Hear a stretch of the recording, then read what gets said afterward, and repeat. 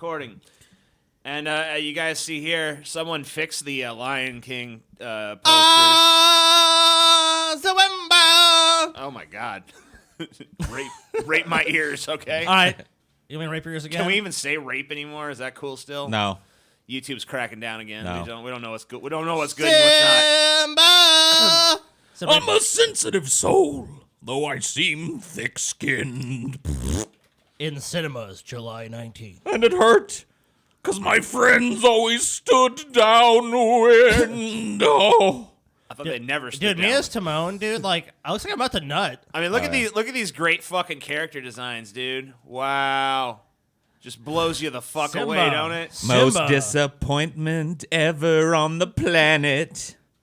Most generic designs you've ever seen. They just look like lions. There's money to be made and nostalgia to be played up there on the dirty brown silver screen.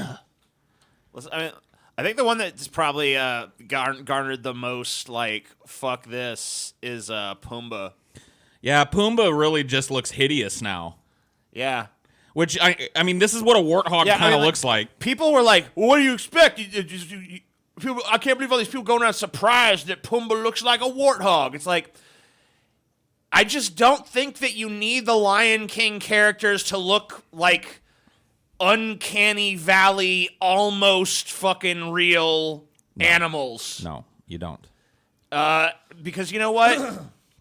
When their lips move, it looks fucking awful. I mean, just look at fucking who Pumbaa is in the fucking lion. I mean, like, Pumbaa. you see a problem? I mean, like, Right. You know what I'm saying? Lovable character. You want to give this motherfucker a hug. That's the point of these Disney films, though. This is that motherfucker, you run. they're supposed to be about exaggerating reality, not seeking it. You know what I mean? This is horrifying. I don't want to chill with a warthog. But go back to the other Pumbaa. I want to chill with him. You know, I know he's a cartoon warthog, but look, he's cute and he looks like he'd be a good smoke buddy or whatever. He's got a fucking shit-eating grin on his face. You know what the Lion King really needed? Not to be made into a shitty live-action cash-in adaptation. That's what it really needed. But you know what? Disney doesn't care. They're going to make a fucking pile of money off a bunch of fucking simpletons and go, it's the Lion King. I remember when I was a kid. And then they're going to bunch of fucking little stupid fuck trophies. Mommy, I want to see Lion King. I want to see Lion King. So, dude, it's a hit. It's going to be a hit. Pumbaa's my favorite from The Lion King, man. He's my favorite. I love Pumbaa, man. I love most of the characters in Lion King. The original Lion King was great. Scar was a great fucking villain. Scar was great. Now Scar is going to be a generic, run away, Simba, and never return. It's like, why do we need this? I just don't understand why the fuck we need these horrible live-action adaptations. Why do we need them? Because people keep paying to go see them, man. And they're not going to stop. They're not going to fucking stop, dude. Disney is so out of fucking ideas. It's like they almost make nothing new. It's either sequels or fucking just remaking. Be prepared for a bunch of bland sequels. Be prepared for unending schlock. Yep. By the way, that song was cut from the movie, too, so we don't even get a fucking... A shitty new era is tiptoeing nearer. An animated feature? No, something much creepier. Here's Scar. Oh, God. In fairness to this, at least he looks evil. Well, I mean, he looks evil because he's all bloody and shit. Yeah, and I Is mean, he always all bloody? Because if he ain't always I all hope bloody so. and matted, he's not going to look much different than the other lions. You know what I want with Scar? A giant, exaggerated fucking Scar. I want you to just look at, like, Nala and fucking, what's the other one? Nala. Sarabi, dude. Oh, Oh, Sarabi, Nala okay. and the mother. Yeah, like, good luck telling these fuckers apart in the movie. You know what I'm saying? Well, look, dude, Nala has a little more brown on her nose than Sarabi well, that's how does. you're gonna fucking... And Sarabi's got a bigger goatee than Nala. Oh, okay. See? So that's the stuff. That's the kind of minute details you're gonna need to pay. I mean, like, yeah, side by side, I could tell the difference. But in the course of this movie, with all of these I mean, like, even in the cartoon, some of the female lions were kind of hard to tell apart. But this is you're not gonna fucking know what hit you. I don't know. You're not dude. gonna know which one's which. It just every one of these characters just looks hideous to me. It's like not how I ever envisioned these characters. The animated feature is so good at defining its world and how all these, characters look and sound. And I just don't want any of this. I don't want it. Even if it's good, I don't want it. I mean, The Lion King was a complete. It's not going to be good anyway. It had a good Maybe it sound. will be. It had I a don't good soundtrack. It had a good story. It was great animation. It just had all the pieces. Oh my god, there. dude! You know what I did the other night? What? I went on YouTube and I listened to the Will Smith version of "Friend Like Me." God, stop. Have you guys TJ. heard that shit? Just stop, TJ. No, I'm serious. You heard that? I heard. Yeah. Well, I mean, remember we sped it up. Oh no, No, that's no. not Friend Like Me. That was Prince Ali. Yes. Prince Ali. And from what I hear, that song does not get any better after the part we listened to. But Okay, so no, I haven't heard. "Friend Like Me," Just play it. I can't play it. Yeah, it's like in the theaters still. Yeah, I mean it's good. It's copyrighted as fuck. But I mean, what he did with Prince Ali is basically the same thing he does with "Friend Like Me," and Just really lame except for rapping. I mean, he didn't really. I mean, yeah, there wasn't rapping in Prince Ali, I don't think, but there was. I didn't hear any. He does do some lame Will Smith '90s rap in fucking "Friend Like Me" though. Yeah, he does. So and Getting jiggy with it. Ooh na na na na na na. yeah, it really is like that. And there's lots of like woos, all those woos. The fucking Will. I'll just fucking. Bouncing in the club with the heat is on. All right, I could probably get away with playing 5 seconds of the fucker, so you Yeah, can just get an play idea. 5 seconds. Because if you've heard 5 seconds, you've heard the fucking shit. Yeah, we don't need the entire song. Just play 5 fucking Friend seconds. Of Like Me, Will Smith. You ain't never had a friend. Never had a friend. All right, I'm gonna go. Big Willie style. All right, so I'm gonna go to just a random part, where he's singing. Yeah. and you guys, what you're about to hear is how it sounds throughout the entire fucking song. Okay. Okay. All right. We'll shut the fuck up. Just remember that. Okay. It's yours to dish about a little more baklava. Have some of column A, try all of column B. He's asleep in the fucking song, dude. You know, you hear that delivery where he's like, "Try some of column A." Can you? Man, Can what? you, a- how how, do you play the of Robin Williams column version? B? yeah, dude. How hard could you piss on what Robin Williams is great? Go play 5 seconds of the What a original. listless Hold on. performance. Does Listen- he sound that bored Yes, through the he whole does. thing? It- Try a little column A or Well, have listen, some I'll column play a B. smidgen more because Whatever you want. I want you to hear. You ain't never Yeah, had a he friend sounds. like me. He sleepwalks through the song. Listen. I'm in the mood to help you, dude. You ain't never had a friend like me. Oh my God, he's asleep. He's fucking in us. the I'm mood. in the mood to take a Quaalude. You ain't never had a friend like me. I at least would admire him if he was fucking taking Quaaludes when the song was going on. Did they tell him to just put no personality into Can this? you put this on the screen? What it said? I want you to put this video on the screen. So I want to show people something. Okay, hold on. Just right before you do that, because I just want to show. Look what this says above it. The original There's nothing original about this shit! Yeah, this is Fuck you! the derivative motion picture Yeah. soundtrack. Oh my I God, fucking hate Disney so fucking much now, dude. dude, Robin Williams fucking killed that song. Let me And tell he's- you something and about he's not even Robin a great Williams. singer. He's not even a great singer. He's not.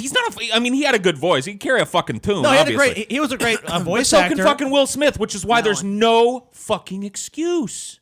He killed that song. He murdered it. He left nothing on the stage on that song. That song kicks fucking ass. Column A, try all of column B. Look and listen to him. I'm in the mood to help you, dude. You ain't never had a friend like me. He's just trying. Listen, he sounds like somebody that cares to be there. I'm in the mood to help you, dude. I'm in the mood to help you, dude. You ain't never had a friend like me. Why don't you just cast me as the fucking genie if that's all the fucking effort you want to put into it? I'll fucking I'll show up and fucking A, have some column B. Oh God! You ain't never had a friend like. Dude, I feel like I feel like 20 years from now we're gonna get the kind of a Will Smith career retrospective, and it's like Aladdin. How did you feel during the making? Don't remember it. I was so high I could not So remember. high, I can't even remember. Look, I don't I'll know. be honest with He'll you. probably say it was wonderful. It's making a ton of fucking money. Aladdin. He'll probably be like, "Oh, I loved that. Yeah, Aladdin was great." If he was telling the truth, I'm the definitive He would genie, admit he was y'all. high the entire fucking time, dude. He won't Listen even. to the big finale of it, y'all. You ain't never had a friend like me. You never me.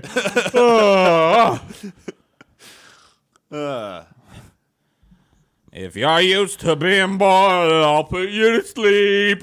You never had a snap like me. Oh my God, just kill me now. You man. ain't never What a took a Nap like. What a listless, checked out performance, man. What that dude? And it sucks because man. the music is trying so hard. You Yeah. know, I think the music actually sounds a little better than it did in the original. But Well, they've had time. Yeah. Like, musicians haven't gotten less talented.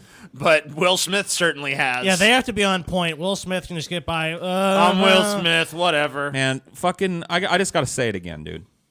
I miss Robin Williams, dude. That guy kicked fucking ass, and he put 110% of his heart and soul. Say what you want about his. See, he didn't make. Not every movie he touched was a fucking masterpiece. In fact, quite a few of them. quite a were few of them shit, were not. honestly. But you would never ever saw him lazy in a film. Half-ass. No, he never Yeah, I mean, half-assed. I watched Mrs. Doubtfire the other night, and I didn't really care for it. But Right. I had no fault whatsoever with Robin Williams, like the energy and what he put into the role. Like I and said, his dude. obvious fucking talent. The man- just shines in every scene. And if you listen to people talk about him, everyone says that he was like the beacon of light on every set. He was the center of every set. He was the guy everybody went to. He was the most friendly, most accommodating, always on time, always the last guy to leave.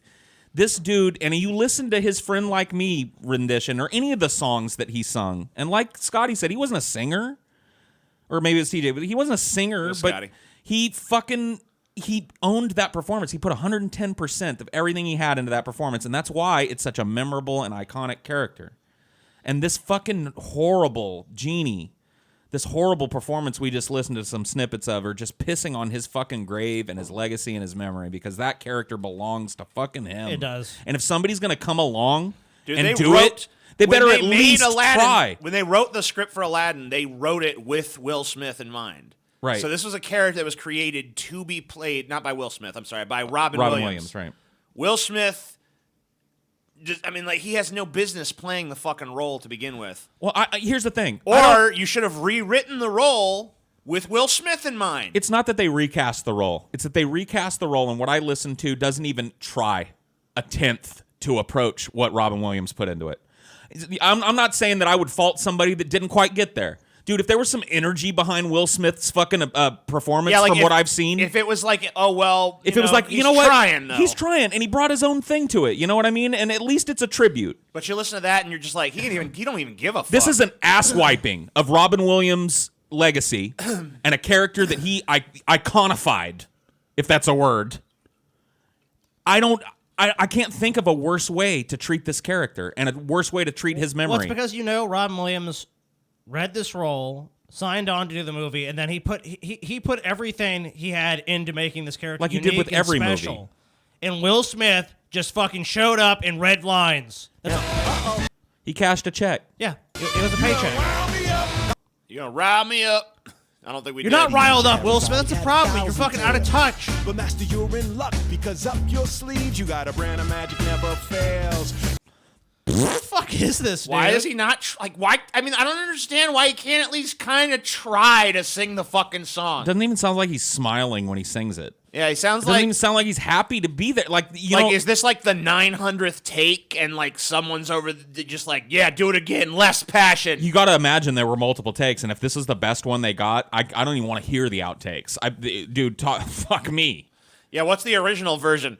We pride ourselves on. Did they dope him up? Did they? I don't know. Like, here's the thing about one of the things about this that weirds me out is that Will Smith was an energetic dude. Like, say what you want about him. Looking back on the 90s and shit, he had like life about him, and he was vibrant and zany, and like I think 90s Will Smith might have been able to do this, but something has happened. It's just gone. Something has gone. What happened, wrong. Will? Maybe he's too long rich and living around sycophants who tell him everything he does is Oh, fucking Will, you're brilliant. wonderful. Will, you're wonderful. You're great, Will. Will, you- you're wonderful. You nailed that song, Will. You nailed that song. Because, there's another fuck you to be given here. Not only are they wiping their asses with the memory of an iconic character and Robin Williams' performance of that character, but fuck you, Will Smith, for not living up to what you used to be. Yes, Yeah. you're shitting on your own legacy. Where's the Fresh And you know Prince what? of Bel-Air? Look. Where's that energy and that comedic timing and that wry wit and that fucking talent, dance, But singing, rap, all that shit? Where's it at, man? Is this what you're bringing to the fucking table now? You washed up, rich piece of shit? it would be one thing, once again, if there was just any effort. Like, if he tried and failed, That'd be one thing. I mean, fuck, But it's dude. like he failed to try. He sleepwalks the entire fucking movie. It's obvious. Will Smith ain't that older than us. He grew up. You were a kid when this fucking movie was popular. You saw it. Do you honestly go home and feel like you did a service to that movie that brought you joy as a kid? You fuck. Where's your pride, man? Where's your pride? Where's the performer that earned the millions of dollars that got you the status that you got, man? You've been in some good movies. You've been a good performer. You've made some good songs. You've had energy and passion for what you're doing, and this is listless. Yeah, well, he has $300 million. 300 million. So He's in a fucking coma, dude. As an actor, he's in a fucking coma. He doesn't care. It's so I clear. mean, how long has it really been since Will Smith had a fucking movie worth of fuck? Stop cashing checks, you rich fuck. I mean, he's already fucking. The problem with this is like, you know what? Even money's not a good excuse because he's so fucking rich. He doesn't need the money. He doesn't. He lives in a fucking ivory tower. So it's like, why don't you just go away?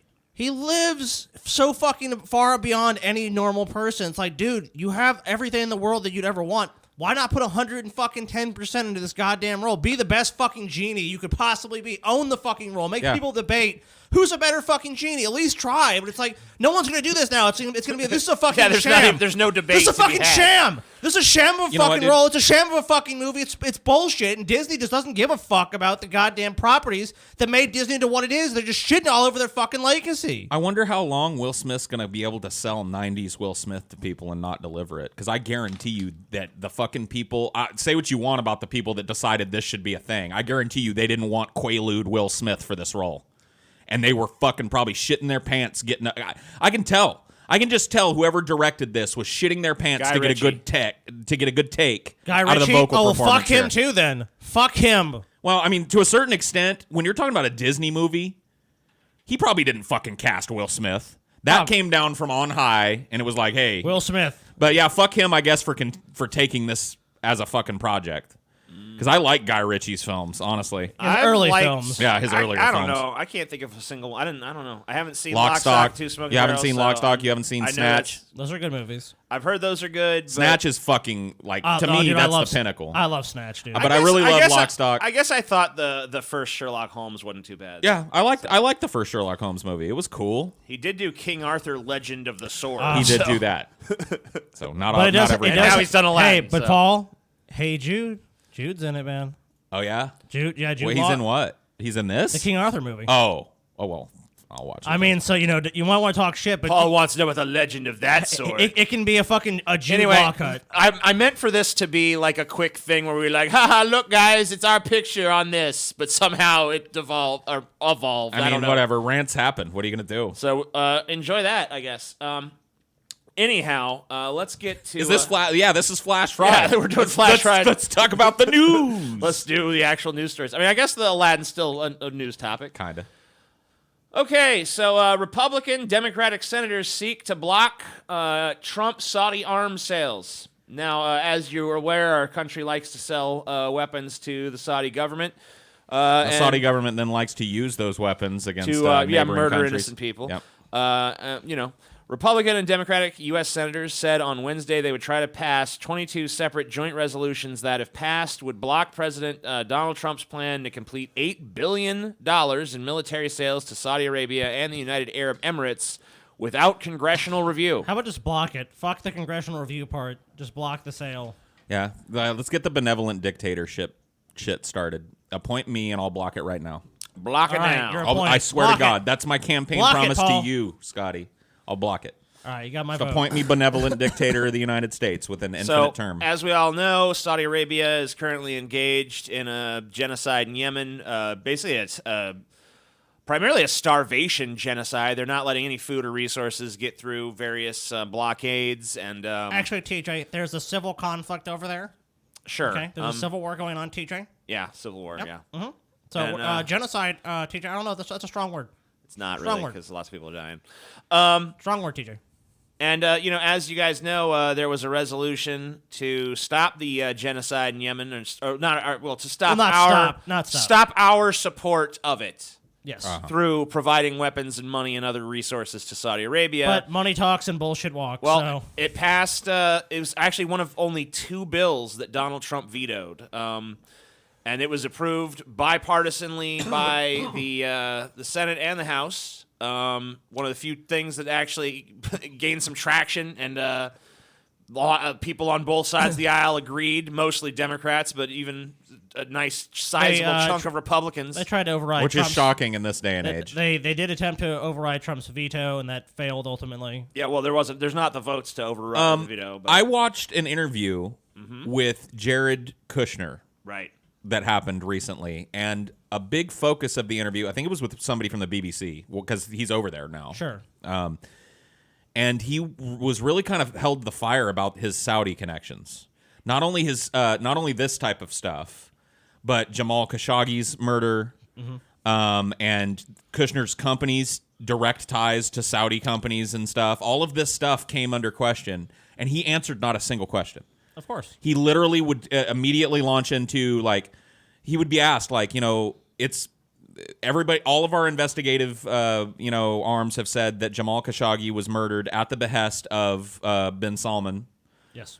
And you're still having a friendly relationship with him. You've brought him to absolutely no, justice for this. What do you have any thoughts on that? And he would say, well, Saudi Arabia has long been an ally of the United States, and we have a pact with Saudi Arabia that we've always intended to honor. And he was like, no, I understand that, but what about this American journalist that was literally like murdered in some secret government facility, at the behest of a whose foreign body, government. by the way, his widow still doesn't have. He asked him about that too. He said it's very important in Muslim tradition and Christian tradition for the body to be buried. And this body has still not been released by the people that murdered him. Do you support his body being released to his widow so he can have a burial? He wouldn't say yes. Well, it'll never happen because then it would be admitting guilt. Right. He wouldn't say yes. He was like, I'm not going to comment on an ongoing investigation or whatever. He dodged every fucking question. So there is literally some like sinister fucking connections between this White House and Saudi Arabia. If you see national politicians on both sides of the aisle making a decision to do something and then it not happening because of this one family, does that not radiate we've got, improper connections with this foreign government? Well, let's remember though. I mean, this has been going on long before this White House was in.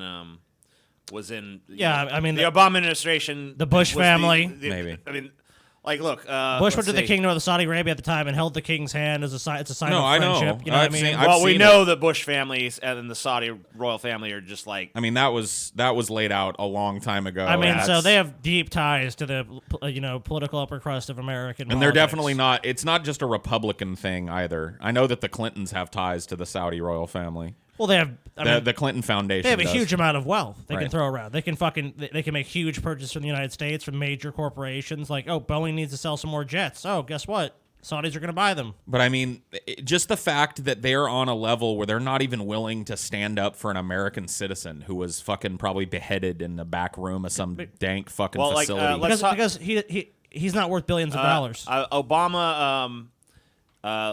This is from an article by Jacobin Mag or something. I don't know. I've never heard of it. Sounds like bullshit to me. So it could be bullshit, but it says Obama kept his material support for the kingdom. He continued to ply them with military aid and weapons, including the sale of $1 billion worth of smart bombs. And this shit has got to stop. Obama tried to block the overwhelmingly popular 9/11 victims bill that would have allowed victims' families to sue Saudi Arabia over its role in the attacks. Great. Thanks, so, Obama. Why our White House keeps the White House under Bush, the White House under both Bushes really, and the White House under Obama, Trump have all seemed very willing to jump in front of a bullet for the Saudi government. Guess who is pretty much one of the largest producers of oil in the world? TJ Natural Gas. It'd be the Kingdom of Saudi Arabia. I can't believe it. I don't know how Clinton was on him. Probably just the same. Let me fucking put on my conspiracy hat here for a second. Okay. All right.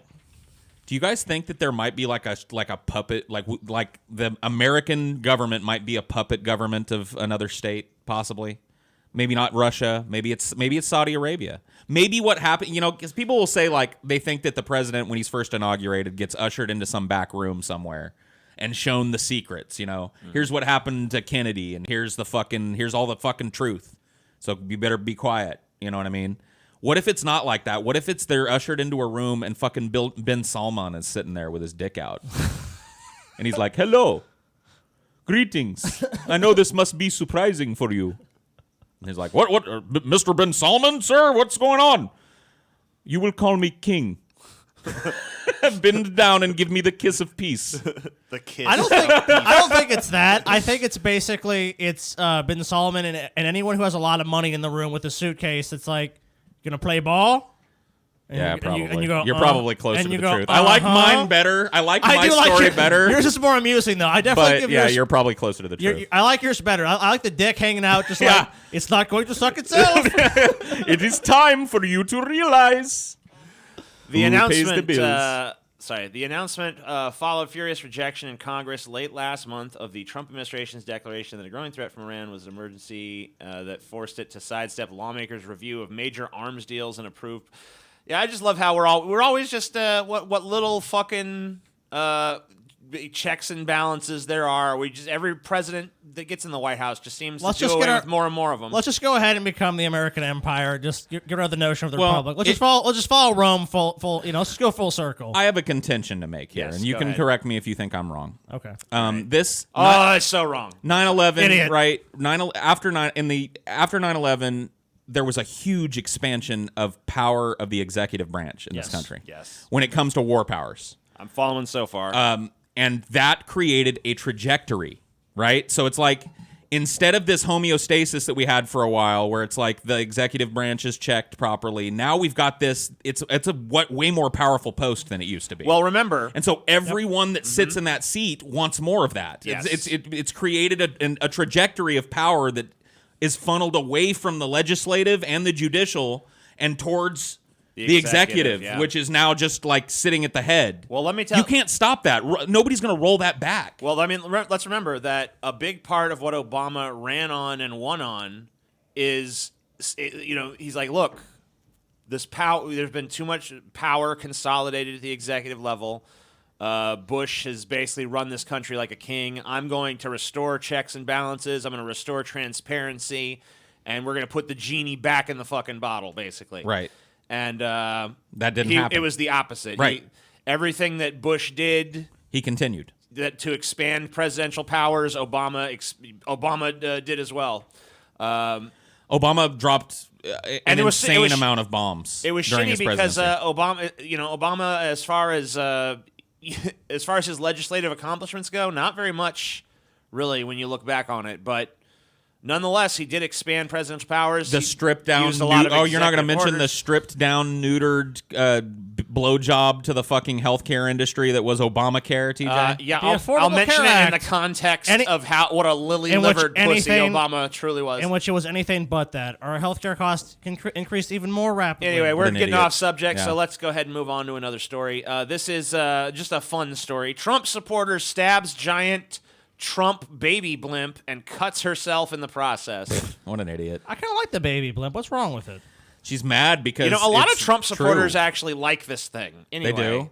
Yeah, Oh, well- they like it pretty much any depiction of their god emperor, whether it's intended to be flattering or complimentary. Right. And you have Trump babysitters there too to make sure it stays safe. So this is in the UK where this blimp exists. Oh, is there a video of the blimp incident? Let's It does say see. woman bursts Yeah. baby Trump Let's blimp. take Maybe a we can look. see her stabbing it. Yep, Oh yeah. this is full screen. This. Man, what did this happen back in fucking 2001? I don't know. It happened back. Did it? That's a disgrace. It's a national disgrace. The President of the United States is the best president ever. Eva. On you. Don't touch me. Don't touch me. Don't touch me. Done it, guys. Done it. Yeah, You've but- done it. I've done it but and check cut out, my end. Donald Trump's balloon is not very well. I think it's going down rapidly for a reason. Why do you even support Go Donald down, Trump? baby. I'm a crazy old like fucking you don't even coot. live in the United States of America. Like he's not even your fucking president. So this is what Trump's base over in jolly old England looks he like. does I have a guess. little bit of a base over there, dude. I saw pictures of people wearing MAGA hats in fucking London. I'm like, God. what? Why? Did I miss something? It's just yeah. Diddly do and Why? flippy flu. Like, I'm not wearing the. Like, I wish we had a leader like that around here in the UK. What we need, the Trump is what we need. We need a big Listen baby up, man. Byron. If we really want to solve all these problems, we need us a goddamn Donald Trump. Fucking A, right, mate? Get us a Trump. He got the best hair. He's the richest. He's got him the hottest bird I've ever seen. We apologize to all British people for our I don't terrible, apologize for terrible shit. accents. British people fucking suck. They can suck my dick and my balls. Aren't you British? Right? But for now, but not till Trump takes over is what I'm saying. I'm bleeding quite badly, though. Because I'm a fucking moron, you know? Don't touch me. They're police. They're gonna touch you. Yeah, you just fucking Yeah, destroyed property, yeah, you you dumbass. just I mean, It's their job. They're police. They're supposed to detain you. don't touch me, mate. Hey, what are you doing? Your job? Get your hands off of me. I'm just I can't go destroying. around and destroy public property. I don't want to live in a country where you can't indiscriminately wave a knife round and stab at things. I don't think it's public Oh, property. I'm but flabbergasted, Yeah, sir. I called it public. I meant property out in yeah, public, I don't, guess. yeah, don't destroy people's property out in public. Right. I- Or I- anywhere. Or in Yeah, private. anywhere else. Well, if it's your property, you can destroy it. Sure, sure.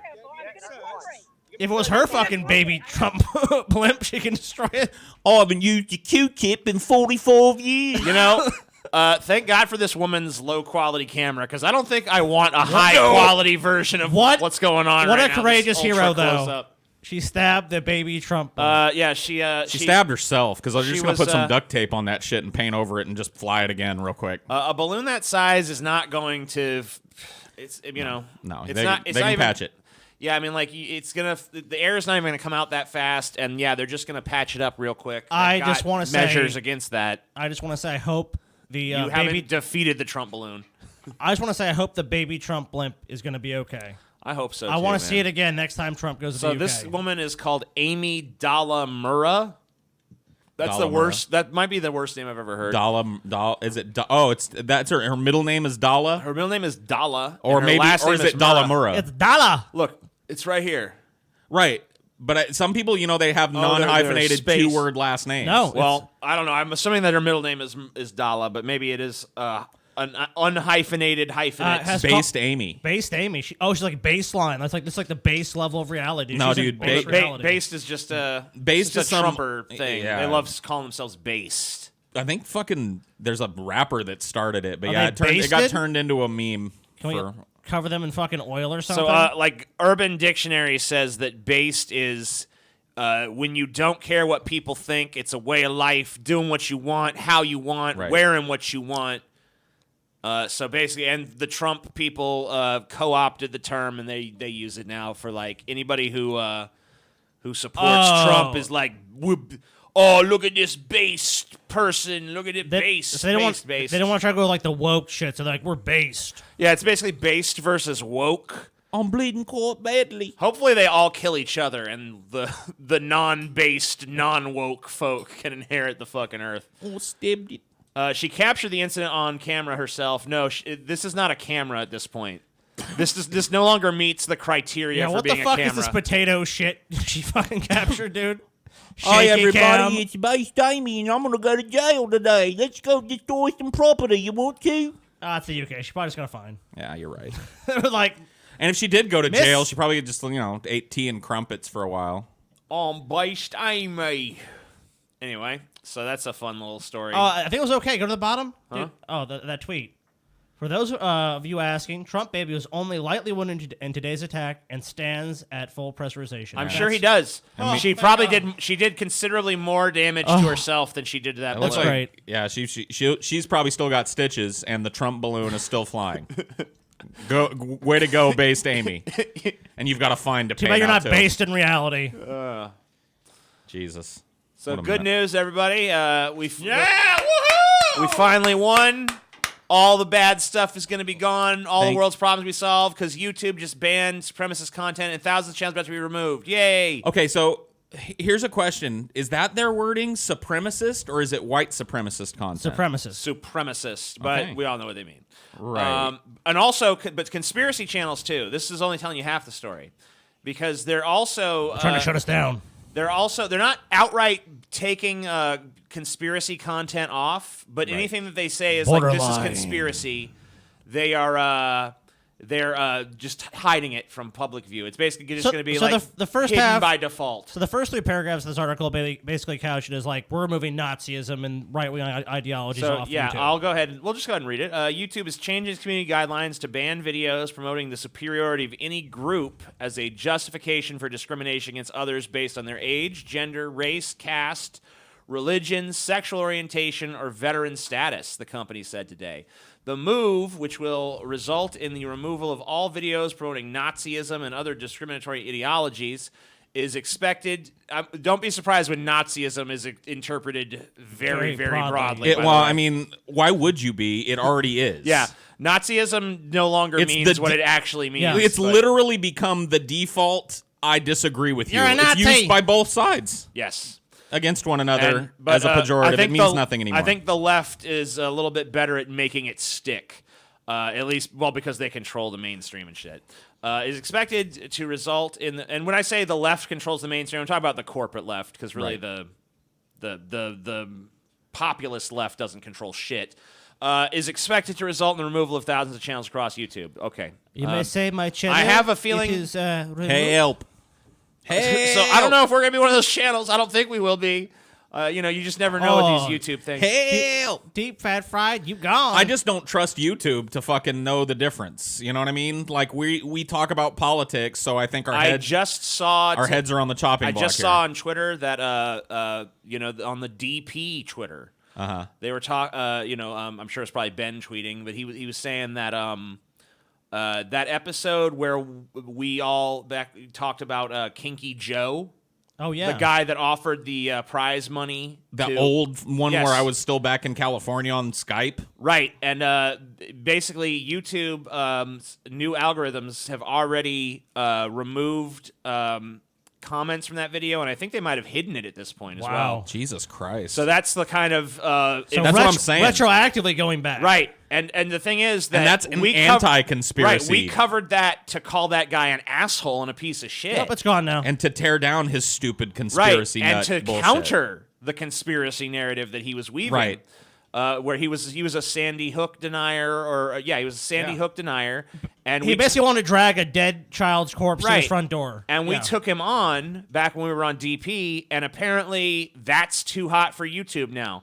So in their effort to get rid of this content, it looks like there's also going to be a lot of collateral damage of people who have attacked such content and tried to counter it themselves. Because, YouTube, this is not human beings that are looking at this stuff and making, nuanced decisions. This is algorithms saying, I see these keywords, 72% chance Banned. this is a bad video, banned. So be careful, everybody. It's a brave new YouTube.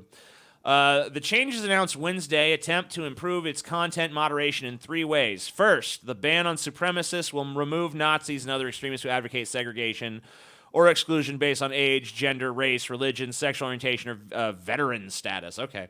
So goodbye, several YouTubers that I can think of offhand.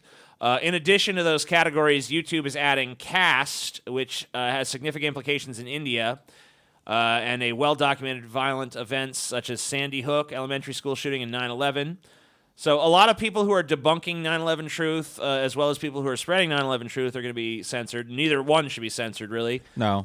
Users are no longer allowed to post videos saying those events did not happen, YouTube said. So 9/11 truth is banned, but as a consequence, basically countering 9/11 truth will also be banned. Yes. It says borderline content and harmful misinformation. this is the crazy which, one. Look, dude, you can never take any type of corporate statement from YouTube or any corporation really at face value. That is so broadly applicable to Borderline. Well, let me Like I just- said, the before we DP discuss the content- paragraph, let me just read it so people ahead. have a better idea, Sure. in case they're just listening or something. Second, YouTube said it would expand efforts in January to reduce the spread of what it calls borderline content and harmful misinformation. The policy, which applies to videos that flirt with violating the community guidelines but ultimately fall short, So they don't.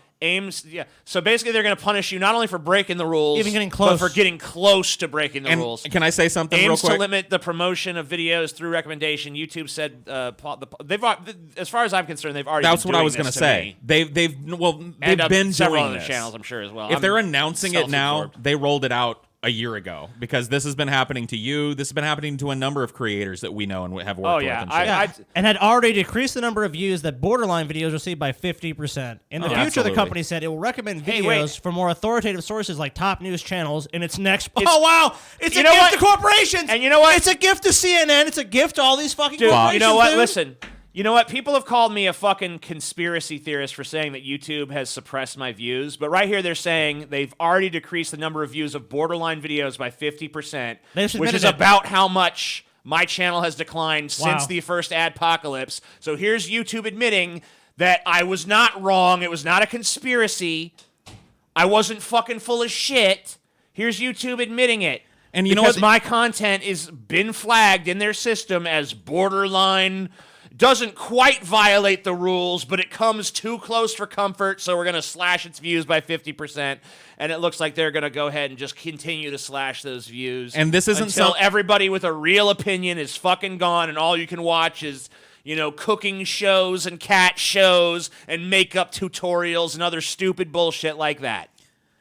You know what the saddest part about this is, TJ? Is there were so many fucking voices when we were talking about this happening to you, and this happened alternately to DP when we were there Yes.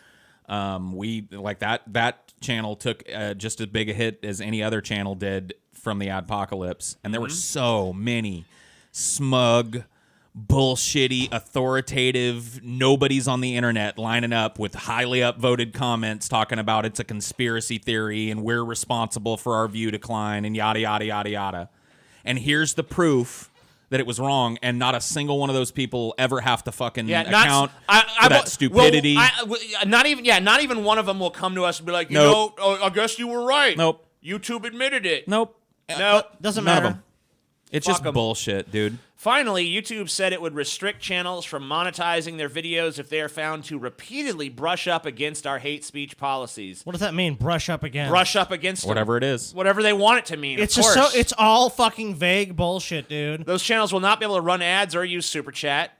I have the last video They're just being- monetized they're just on my being- channel was my reaction to the Aladdin trailer. They're just fucking being 3 or 4 They're months just running ago. anyone off the platform they don't want on there. Yeah. That's all they're Which doing. lets channel subscribers pay creators directly for content and chat features. Blah blah blah blah. I mean, look. Let's be honest about what's happening here. YouTube doesn't want to be a vlogging site anymore. No. YouTube wants to be like Netflix The new TV, the new or TV. cable TV, Yeah. right? It wants 100%. to be the replacement for cable. That means that we can't have objectionable stuff. We can't have people saying bad words. We got to have more family-friendly stuff and tend towards that. More, And more they're gonna curate- quote-unquote credible, curated news sources. And they just don't want vlogging anymore. And if you're doing any kind of thing that has a basis in vlogging, which we do, if you have a video game commentary channel, your basis is vlogging, they don't want you anymore. Because they don't have any fucking credible like assurance that you're not going to go off the rails and drop an N-bomb or become a racist or whatever. They don't want you anymore. They want stuff that they've got control over. Something safe. So say good. something Honestly, let's safe. just be real about this. It may not happen tomorrow, but say goodbye to YouTube, everybody. If you make your nut on YouTube, I hope you've got a plan because it's going bye-bye. Or I hope you have the kittens and puppy dog channel. Yeah. This Yeah. this whole experiment of, you know, your average Joe being able to build up an audience Oh, and it's create dead. an alternate fucking source of entertainment and news or whatever the fuck for other people to look at, it ain't happening on YouTube anymore. You better go. You better find some other fucking place to go Yeah. because YouTube's done. That announcement that we just read most of is the death knell for the vlogging, podcasting, video game commentary style channel on YouTube. If you're not on a corporate contract somewhere, they don't want you anymore. Average Joe, goodbye. Goodbye. Homelessness rises 12% in Los Angeles County, study finds. I don't know what That should be time conflated period. also with just the city of Los Angeles. I mean, there's about 12 or 13. Los Angeles County, yeah. Yeah, there's about 12 or 13 million people that live in the county, something like that, or maybe 9, the 10 million. number of homeless people counted across Los Angeles County jumped 12% over the past year. That's crazy. That's an insane jump over a year. Yeah. To nearly 59,000, with more young and old residents and families on the streets, officials said Tuesday. The majority of the homeless were found within the city of Los Angeles, which saw a 16% so increase majority. to 36,300. So there's The about Los 10 Angeles Homeless Services Authority said in presenting January's annual court, to the Board of Supervisors. What were you saying, Scotty? Los Angeles County as of 2017 had 10.16 million people. But it's almost the same number of people live in Georgia. Wow. Yeah. I mean, so we're talking about a huge, a 10% increase is massive. And, I think I've talked about this kind of thing before, but you guys have been to L.A., but a lot of people Sure. haven't. And, if you haven't been there, you don't understand the scope of what these numbers mean, because numbers are very obfuscating sometimes. I mean, you can look at this and go it's up 12%, but to visualize that in a place like L.A. that's already rife with I don't know why. Imagine how many more people are just living in vans right. on the The streets. AP really dropped the ball using this stupid picture of this kid skateboarding. Well, I think here. it's a homeless kid that's living in this. Well, I think they're just showing that there's- there's a there's- homeless there's guy more. sitting there right next. Let's see the other images. in the park, Yeah, so this guy just Sure, lived. I Okay, now gotcha. this is the kind of stuff that Wow. they really need to be showing people is these goddamn tent, like people living in tents on the goddamn sidewalk and shit. I'm telling you, when People living under like little tent cities springing up under every overpass and shit, or whatever. I know I've talked about this before, but I think it's pertinent. Like when we went to LA that first time for the first DP meetup, Beyond Fear was here from Australia. Yeah. And she had heard about the homeless problem, but we were driving somewhere. I don't know. We'd gotten an Uber and we were taking it downtown somewhere to do something. I think to go to the museum. And we started hitting these overpasses, just like this. We're literally over and under them, and all around them on any grassy, flat surface, they're just tents and homeless people and bedrolls. And she's like, what is this? Like, are they camping? Like, is this like some kind of You're group? like, And no. I was like, no, these people don't have anywhere to live. She's like, you gotta be kidding me. She couldn't believe that such a huge city had unaddressed problems like that. But I mean, so you have to visualize not only how huge LA County is, it's just a Enormous. massive fucking pile of people all on top of each other. But to have a rise of over 10% in the amount of people that are already living in tent cities and bedrolls in the park, and it is fucking insane. It's just, and there's a number of problems that Look at this. exacerbate this too. It's mountainous, so there's not much land to build on. The housing prices are already super high in California, so it's a fucking perfect storm of just bad factors that make it unaffordable for so many people to live there. And I mean, I'm not sure how many people come from other parts of the country to live there, but it's just astonishing to see a 12% rise. And like you said, to actually put that into people, that's thousands of more people sleeping in conditions like this. Right. And I don't really know that this is necessarily a function of LA's price, because I got to be honest with you, at the lower levels, this is an unaddressed mental health crisis. That's what you're looking at right here. You're not. I mean, you are looking at a pile of garbage. A lot of it's unaffordability, that the city too. is going to have to fucking pick up at some point. But when you look at these pictures, you're looking at an unaddressed mental health catastrophe in this fucking country. A profound amount of these people here mentally are ill. not down and out losers that just decided to walk away from their lives and live on the dole. These are mentally ill people that have nowhere to turn Yeah. and can't support themselves. They can't work a normal job. They end up in the system, and when they come out, they got nobody, and they end up here. Why do you think so many of them end up in just because it's a population center? Yes. You just said, did you look up the actual numbers of LA County's population? What was it again? About 10 million people. 10 fucking million people all on top of each other with a huge unaddressed mental health crisis in one of the most quote-unquote liberal states in the And country. richest parts of the country. And too. one of the richest areas. You go to LA, you will see opulence like you'll never see. It's the fifth. Isn't like the fifth largest economy in the world is California? California itself, if it separated out right now and became its own country, I think you're right. I think it's the fourth or fifth largest economy in the world. It could just be its own thing. Yeah. So check this out. This is an overpass. This is just a bridge, an overpass here. Yep. And basically, a lot of people are just using it as Shelter. a ceiling, because they don't have anywhere to get out of the rain and whatever elements. I mean, there's not too much rain in LA, or the sun, whatever. As horrible as this is, New York has the same kind of problem, but they have more horrible places for people to invade. Old abandoned subway tunnels, old abandoned water mains that have been replaced with modern ones, abandoned sewer tunnels. People live literally in places where they never see the sun. They go out at night, rifle through the garbage, trying to find enough to eat, panhandle a little bit, go underground at night, and just live in fucking absolute dungeons. This right here, in comparison to that, is probably nice. Yeah. Plus, in New York, they have the homeless people have a lot more elements to deal with. I mean, yeah. LA doesn't tend to be too. At least LA has nice weather. I guess you can say that. Dude, in the summer, it's got to be brutal in fucking LA. Oh, I'm sure it is. 100 degrees outside, no air conditioning. You do the fucking math. In the winter, it's brutal too. It's cold. So, yeah, they don't got it easy. Living in the streets might be, weather-wise, it might be nice 2 or 3 months out of the year. Where it's like, ooh, it's sunny, but most of the time you're either sweating or freezing. Because New York in the winter. Yeah, New York is dead-ass freezing. That's what I'm saying. Because Paul talked about them, here are the cannibalistic humanoid underground dwellers. Chuds, man. The delicious chud. Coming to a city near you. Yeah, man. I don't know, dude. Holy fuck. Yeah, it just... when I read shit like this, it just feels like society collapsing in slow motion. You know what I mean? I feel like I'm right. I feel like I'm right when I say, like, when people go like, when's the dystopia? You know what was weird about the movie Chud? Because I just watched it recently with Joe Bob Briggs hosting it. This is kind of a digression, but just a real quick point here. Is there's a moment in the movie where the main character confronts one of, like, the city people who've been hiding this. Yes. And they're like, Chud doesn't stand for cannibalistic humanoid underground dweller. You're hiding what's really going on. It actually stands for contamination hazard urban disposal. And I'm like, cannibalistic humanoid underground dweller is way worse to me than contamination has. Like, that's the stupidest twist ever. Well, when we lived in the Seattle area, dude, homelessness is a huge problem there, too. I mean, like...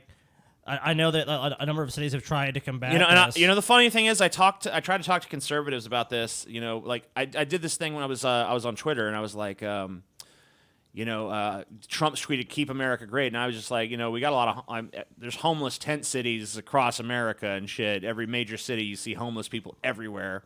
Yeah, and the response of the conservatives there in the comments, get a job. No, it was like, yeah, well, all them cities is Democrat run.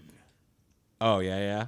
So I'm like, okay, so if they were Republican run, then I would see these homeless cities disappear. Yes. Yeah, so kick them out. So what substantive plan do they have to deal with? Kick them out. Kick them out. And okay. Get on down the road. So brush it under the fucking rug. Then we don't have to look at it no more. Basically what Giuliani did to clean up New York and shit. Well, let me tell you what, dude. That happens here anyway, in liberal cities too. That's the plan here too. These places that you look, these places are only tolerated in places, look above it, places that people that live in the nice areas of LA drive over and through to get to their businesses. That's where this shit is tolerated. It happened when I lived in Bellevue. I lived in downtown Bellevue. And during the day, you would see homeless folks sitting on the benches, panhandling out in front of businesses. At night, if it got like there were 2 or 3, I'd see 2 or 3 homeless folks out. Something would happen at night, and the next day they'd all be gone. People just get ushered out. They get disappeared into the system and shit.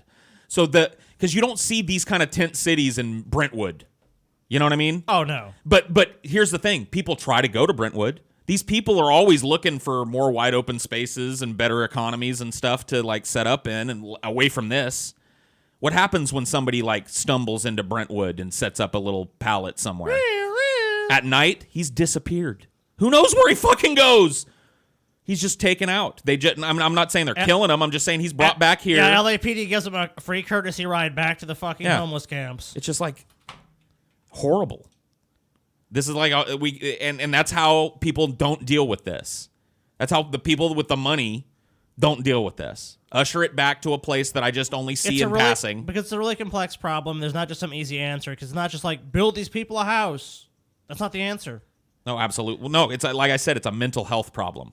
If you give these people a house, it'll be a heroin den with holes in the walls in a second. And I'm not trying to impugn these people. I'm just saying you can't solve this by giving these people money. That's not the problem here. It's part of it. For some, I'm sure it is. I mean, economic disparity plays a role here, but the real role here, because we have a safety net that a person that has a mind that functions can use to parlay into another job. The people that end up here are people that can't. Yeah. And if you don't address that, you may as well just cordon off some land and let people live on it, because that's all you do. I mean, almost be better off at that point doing that. Just like, yep, you guys have a chunk of land. I look for that to be the case. I look for that to be a solution to some of this. They're just going to take some development, have the city or the state buy it up, and just make a big homeless camp. And that's where they take Does it look like anything else to you as you see them ushered into denser and denser pockets of downtown and places that are like, these are recognized by the city as homeless camps? Yeah. Well, they are not torn down. Well, they are torn down. That's the thing. Every once in a while, the city comes through and tears everything down. Yeah, enough people complain. Hey, this is an eyesore. Get them out of here. It's fucked. I can only see it going that way. I don't know. You got any other ideas? We see it in a lot of parts of the world, too. I mean, we've seen it happen in Europe with all these migrants. I mean, it's just, it seems to be just a thing that when we don't have an answer for this, people just form these like little shanty towns, and that's just where they live. And like you said, until the law enforcement area kicks them out and they go somewhere else and they just come back and do the exact same thing again. It's just a cycle that, like, we don't seem to be able to. It seems like humanity has some failings with this. Like, we don't know how to deal with it, so we just kind of ignore it and just say, well, they're homeless people, I'm not, so it's not my problem. Yeah. Clearly. Yes, indeedly do. Alabama mayor posts apology after defending social media comments on killing LGBTQ people and Democrats. News tonight, Carbon Hill's mayor responding to controversial comments he made in a Facebook post. Mark Chambers talked to our Brittany Dion about the issue and at first said it wasn't him and then changed his tune. He sure did, and the post has been removed from his Facebook page. Mayor Mark Chambers was not happy to hear from us this afternoon. In fact, he hung up on me, but her eyebrows look uneven. I got an earful. Hello? Hello, may I speak with Mayor Chambers? That's him. The man behind this him. Yeah. Let him. You don't Mayor Chambers right now, y'all. Well, let me tell you what you don't want. We live in a society. I'm a Mayor Carbon Hill. Where homosexuals lecture us on morals. I'm Mayor Carbon Hill. Transvestites lecture us on human biology. It's Whiskey 30. You're going to have to call me back. Baby killers lecture us on human rights. And socialists lecture us on economics. Carbon Hill Mayor Mark Chambers. Chambers facing strong criticism for his response to this person who writes, quote, by giving the minority more rights than the majority, I hate to think of the country my grandkids will live in. Chambers responded. This dude is a mayor and he's got like a third grade writing, style. He literally writes like a third grader you'd expect to. The only way to capitalization, no punctuation. The way to change it would be to kill the problem out. I know it's bad to say, but without killing them out, there's no way to fix it. What does that mean, killing them out? Kill them out. Does he want a concentration camp? It's just a weird turn of phrase. I don't hear, kill them out. I'm sorry, you're too liberal. Seems like redundant. Yeah. Time to go to the gas chambers with you, So Paul. I typed in kill them out. The first thing that comes up is this. What is it? Now you know what? Come test me now. Land of mercy. Ready me know what going. Kill them out and. All right. Oh, dude. Maybe he's a reggae fan.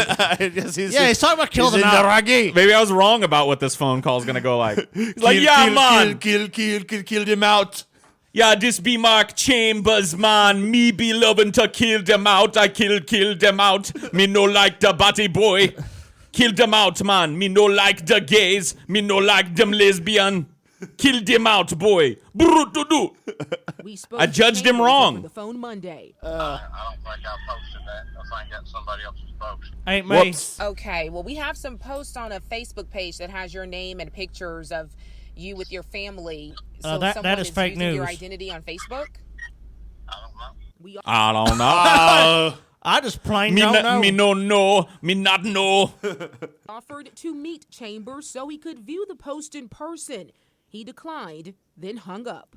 Hung up. Hello? Minutes later, Chambers called back. This time, he acknowledged writing the post, but says it's being taken out of context, and it was meant to be sent in a private context? message between him and a friend. Oh, it was meant to be sent private. she I only meant to privately- privately Oh, okay. say we should kill him. So he's so dumb, he publicly posted his thoughts about killing people. Killed him out. Kill It was them out. it's supposed to be a Chambers reference to spoke my to favorite band. My Yeah. favorite song, Kill 'Em Out, Kill by 'Em Out. Ragged By Artist. Cuddy Ranks? Cuddy Is that Ranks. who this is? I don't know. Yeah, he's talking about Cuddy Ranks, dude. Yeah, I love Cuddy Ranks. I love that. If he was smart, he would have just Googled "kill them out" and been like, "No, man, it was about that song, kill them out." I love reggae. I love Cuddy Ranks. He's my favorite reggae guy. You don't follow me, obviously. Sorry about that. I didn't mean it to come out that way. Dude, this looks like a guy in a movie at a fucking grill flipping a burger. He writes like a dude that couldn't flip a burger at a place because he couldn't fill out the fucking application. I'm not saying at a place. I'm saying it in a backyard somewhere. Well, it's a tiny town, too. If you go up a little bit, it says that it's a town of less than 2,000 people. Like, Right. even in a tiny town, though, 2,000 if this is the retarded cream of the people. crop that rose to the top, Fuck that town. holy fuck, it's I time think to we need to, disband we that need to, town. We need to kill it out. Kill it out, kill it out. I think we need to send in the kill out squad. Yeah, To, is there one? to kill out the town? Let's just send in Antifa, dude. No, I don't want them to have a bunch of. I don't want a pussy invasion. Yeah. I don't want flowers to be You know, thrown I out. want, and a I want bunch some of, slap fights to go on in Yeah. this town, dude. Bitch, boy. I just want to avoid Slap it. fight. I've decided I don't ever want to go to Alabama again. I just hear bad stuff, you know. Yeah. You love Alabama, Paul. Sorry, Big Chief. Dude, if you guys ever open up a location in a state that doesn't scare me half the fucking death. Dude, he looks like the fucking boomer meme guy. Can you imagine dude? like Look. just pulling off the Look at fucking? this. Yeah, he kind of does. It's basically it's the boomer meme guy. I just don't. I wouldn't trust this guy to grill a burger though. I don't want to impugn the boomer meme guy. Because say what you want about boomer meme, put him back up. Put back up boomer meme guy. Sure. Hold on. Where's he at? Sorry. Somewhere. Where'd you send him away, TJ? He's back. Look it. Say what you want about boomer meme guy. All right. Uh-huh. I bet that steak tastes pretty good. I bet that burger and that hot dog that's on the grill comes off and tastes pretty good. At least he can do that. I wouldn't trust this mayor guy to grill a fucking hamburger right. Dude, even if he did, he'd eat your What's hamburger the before mayor's you got name? it, dude. What's his name? Mark Chambers. Mark Chambers? Yeah. Let's they said he had like a social media. Mark Chambers. See, I can't even Mayor. imagine. He's probably taking it Carbon down. Hill. Yeah, let's see. It looks like he had an Instagram. Ooh. Let's see his Insta. Is there an Instagram? Mark Chambers Instagram. Is this him? Give us them Insta pics. That ain't him. How about this? Maybe this is him. Slide into them Insta No. DMs. Can we slide into Mark Chambers' DMs and say What's some up? What's up? What "What up, racist"? Racism. Gotta kill him out. Let's see. Blah, blah. Send him that Cuddy I mean, Ranks. we know he's video. got. We know he's got a fucking Facebook. But it looked like when she was scrolling through a fucking an Instagram there. But I guess I could have soft landinged him out of this if he would have called me. So that's the thing. I should work in this kind of like crisis management shit because I would have found that fucking kill them out Cuddy Ranks video Oh, and he I'd be did- like, he all right, let me bone you up on reggae. It looks like he deleted all of his social media. Of course he accounts, so did. never mind. Of course he did. Because he probably called somebody to mitigate this, and they were like, "Just delete everything now." If Burn it down. If you're worried about how it's not another statement like this in the past being found, just delete it. I routinely call for all these people to be killed. I don't know. This is definitely not the first time I've said kill him out. I don't get it, but yeah. What I really don't get is even in a tiny little town with a shallow gene pool, how this is the best they got. You know what I mean? That's I insane. don't think anyone wants to be mayor of Carbon Hill, Alabama, dude. If this dude wrote like just I don't know, whatever. To be a mayor, you'd think you'd have to write Dude, well. I'm pretty sure this guy ran on a post. He's like, I'll be the mayor. And they're like, fuck it. This town sucks anyways. Yeah, I'll do it. I've done it. Hey, Bill the hay baler says he wants to do it. Fuck him. I'm better. Y'all want to look at some boomer memes? Yeah, dude, let's do I it. don't even understand. You got to tell me what a fucking boomer is, because there's a weird thing about the People boomer meme. born between 1946 and 1964. Well, that's that's not what it means no more. That's not it. Here's the thing. The meme is this. Because now every time you say something that some kind of like woke liberal fuck doesn't like, Yeah. and they don't want to go too hard at Boomer. you, they just call you a boomer now. Right. Sounds like a bunch of boomer shit. But there's some really kind of funny dual-edged thing going on with the boomer thing, because Yeah. they like when people go like, I'm not a boomer. I was born in 1980, and that puts me outside of the age range. That's what a boomer would say. Right. Like totally it's just, boomer. you can't win. It's one of those double-edged things. I just where- block anyone who calls me a boomer and just be done with it. I don't know. I just started accepting it. I just went like, yeah, I'm a boomer. I'm a boomer. But you know what the funny thing about it is? When you do that, when you self-apply it, those same people will go like, actually, Paul, you were born in 1980. You're actually not even born in the right time period. You're not a It's boomer. like, You're they Gen did, X. you know what they did to me with that? They did to me with the Edge. A bunch of people call me edgy. Yeah, real edgy. I'm like, yeah. All right, here's another one of my edgy memes. You're not edgy. You think you're edgy? You ain't edgy. It's like, fuck you. Get out of here. Lord, baby. I can't please Relevant you fucks. in 2011. All right, so these are baseline boomer memes here. So here's Trump, and it says, if you're guilty and you know it, tweet some more. If you're guilty and you know it, tweet some more. If you're guilty and you know it, then your tweets will surely show it. If you're guilty and you know it, tweet some more. So that's pretty lame. Here's a conservative one. Adolf Hitler, a failed liberal arts student who blamed his failures on ethnicities he deemed privilege. It appears that America has an entire generation of little Adolfs running around, and then it shows the Black Lives Matter and liberal protesters, you know. They're all Hitler. So here's a maybe it's pro. It's Hillary or pro. I don't know if it's anti or pro. If Hillary Clinton is a crook, then she's the smartest goddamn criminal in history of the world because Republicans have spent 25 years and $500 million on witch hunts that have turned up absolutely nothing. Or maybe she isn't the one who is crooked after all. I'm with her. American News X. This is a pro. It doesn't really. I feel like this is the pinnacle of a boomer meme because there's not even an attempt at it being funny. Yeah. And it's pro Hillary Clinton. It's just it's not even really a meme, as I understand. You know what, it, though. It's TJ? just the use of the meme format to, make a political point. You know what, TJ, though? That's exactly what a fucking boomer would say. See, this one, I kind of actually like this Boom, boomer boom, meme, boom. dude. My generation is going to start a revolution. And then your generation can't start a lawnmower. I actually like this one, dude. I don't know. I think it's funny. You can't start a goddamn lawnmower, Private Pile. I don't know, dude. Maybe I'm a boomer, but I kind of like that one. I think this meme is funny. I don't know. I I'm guess we're just all old. boomers here. I'm an old You're guy a fucking now. boomer, Paul. Yeah. Just get over it. I already accepted it. I'm a boomer because I would do this. If you're a boomer and you I know would what, stand clap out your hands. on a If little you're Weber boomer and grill you know what, clap your hands. with like a margarita, and I would flip burgers and flip flops. You know what I mean? And board Be like, shorts. yeah, in I'm the tired of summer. all this shit. Yeah. Just want to grill. If you don't have the decency to stand for your nation, can you really use national in your name? Hey, at least you can keep the N. And of course, they got the watermelon. Oh, shit, dude. So, like, implied. That's pretty racist. Implied no bad word. And dude, it's like grape drink too. At the NFL, is like, Yeah, oh okay. shit, dude, grape drink and watermelon. I see. There's Bernie eating a Tide Pod. Woo! That's so funny. How's this a boomer meme? That's though? so funny. Well, I don't get how that one's a boomer meme. Well, Bernie's not a boomer, is he? That one was young kids doing that shit. Yeah, well, Doing the Tide Pods and yeah, shit. they're having Bernie eat it to say like he's stupid, you know. No, I get or that. Whatever. I'm actually wondering if Bernie is a boomer though. He might have been the generation before. I think he's boomers. actually before. Yeah. Yeah.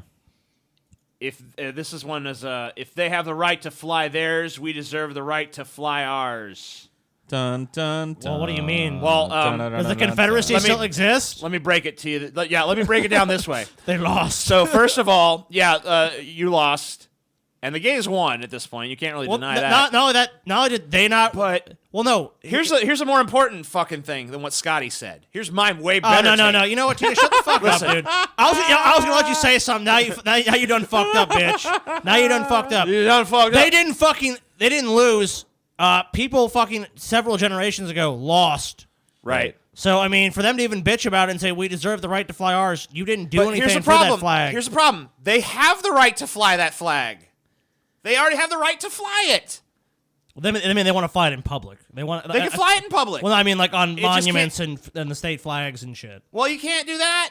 I mean, I guess you can if if your individual state decides to still fly that flag. That was the There's big. no law against it. We all remember, 2 or 3 years ago, that was the big controversial Sure. thing. You can't have the Confederate flag flying anywhere. But and the Confederate statues. you can still fly the Confederate flag and fly It's the our- gay flag. You TJ, can fly it's our both of them. heritage. You It's can fly our both of them at the heritage. same damn time if you want. But it's our heritage, TJ. What is it? That's pretty accurate, actually. That's a boomer meme. It is. That dude, it's a stock photo boomer meme. And that's too. not footage. That's an image. Yeah. Guys. So These motherfuckers don't even know what footage Dark is. Agent 909. You need to actually open a dictionary and try to figure some shit out. Get some knowledge in your brain, son. Get some knowledge in your brain. Sorry, Trump. I prefer presidents who weren't captured by Putin. I get it. Got him. I If the hate burqa memes. is acceptable, then presumably this is too. Oh yeah, let's force all women to dress like Nazis. Yeah, man. Hot. Here's Reagan punching Bush. I mean, not Trump. Oh yeah, because Reagan definitely. Because Reagan was a hardcore badass, unlike Trump, you know. Or at least he played one on TV. I might be old, but at least our music didn't make you want to jump out of a moving car. Okay. Good for you. The left is called the left because they're never right. Oh! That's a fucking knee slapper there. Slapping my knee, everybody. All right. Let's move on from this shit. Enough of this. I've had enough of this boomer shit. Enough of this. All right. Americans poll. Americans view fake news as a bigger problem than terrorism. By the way. Oh, yeah, and they're right, by the way. Yes. Americans are right on this. When I saw this headline on the Drudge Report, it said poll shock. If you're shocked by this, then you're part of the problem. Yes. This should not be shocking. This should just not only should this not be shocking, this should just be no shit. Well, even if Of course, fake news is a bigger problem than fucking terrorism. even if you're a Trump supporter, Trump talks about fake news more than anybody. So what do they mean? Like, why would conservatives be shocked by this? Dude, we just covered a graphic on the last show where it showed that, the actual causes of death in Americans and the causes of death covered by the media couldn't be a larger discrepancy. It couldn't be further out of sync with reality. Because terrorism, one of the most unlikely ways for you to possibly die, huge Less than 0.1% of the deaths overall. ton of coverage. Homicide, another extremely rare fucking way to die. Yes. Huge amount of coverage. Basically, it bleeds, it leads principle. The media, even though the stories they cover might not in and of themselves necessarily be lies, but the amount of coverage that they give to certain things creates within the populace a false impression that those are the things that are happening, that those are the problems that these people might be presented with. And you're not told nearly as much about heart disease, which is way more likely to kill you. You're not told nearly as much about, whatever the other car accidents. That was another big one.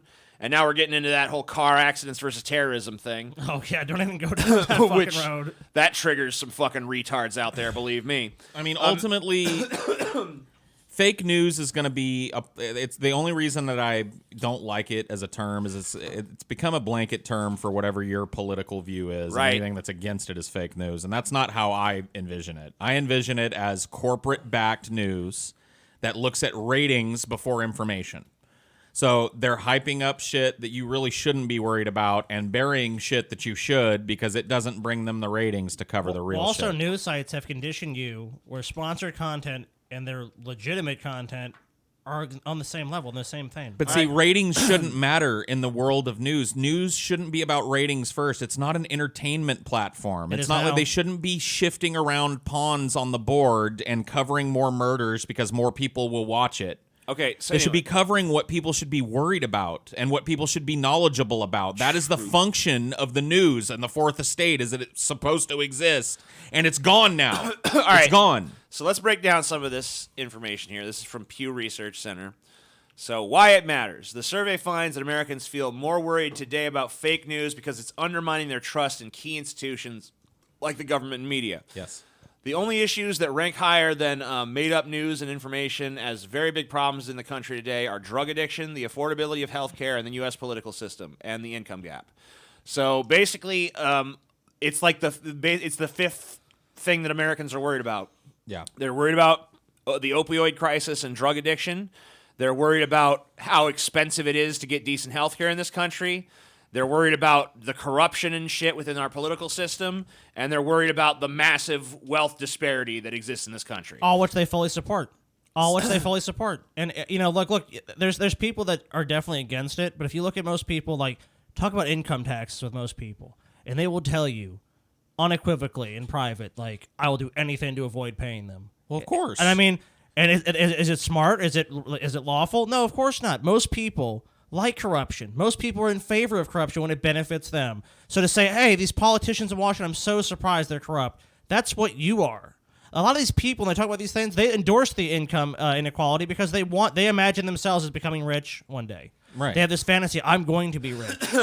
Just like, we talk about climate change. Like you're like saying, why doesn't the media cover these huge pressing issues? Because to actually tackle climate change would be like the media have to say, you know what, guys? We're fucked. We're gonna have to, not only are we fucked, if we don't want to be fucked, we're gonna have to fundamentally change society. Like from the bottom up, yeah. Yes. But that's really what you're talking and about. they'd actually though. have to do the job of educating people too. What Scotty was mentioning there is what he was getting around, at least from my perspective and how I took it, is that this is a systemic problem, and we have to change everything. And this is just one arm of that, the fake news shit, the fact that news isn't really news anymore. That's just an arm of a society that's broken from the bottom up. Let's break down a few of the numbers. So an overwhelming majority of Americans, 68%, believe made-up news and information has a big impact on their trust in government, according to the survey. So 68%, majority of Americans are saying, I feel like Washington is full of bullshit. I feel like the news is misleading me, right. and it undermines my ability to trust It's in extremely my distorted. government. So more than half, 54% of Americans. You guys want to hear? Taylor told me something very interesting. Like, you remember the story about the woman that sued her, the aunt that sued her nephew? You guys recall that story? I don't think I recall. Okay, well, basically, it was a big news story. This woman obviously got a bunch of heat. People were like, she's a piece of shit. How can she sue her nephew?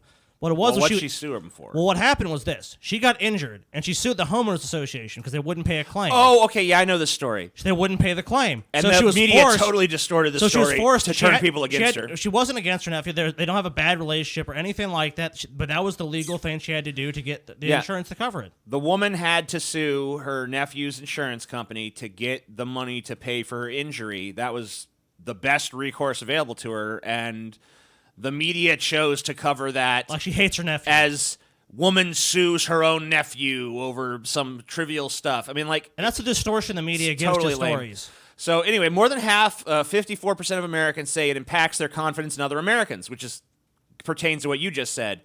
And really, this number should be higher. Basically saying like, when you can't trust your primary source of information, which is media. And I think that this has a big impact on why Trump wins and why Trump gets elected and why why our whole fucking institution sucks dick. Because now, when you can't trust any institution to tell you the truth, people just fucking treat reality like a choose your own adventure book. It's so true. The truth is just whatever I want it to be.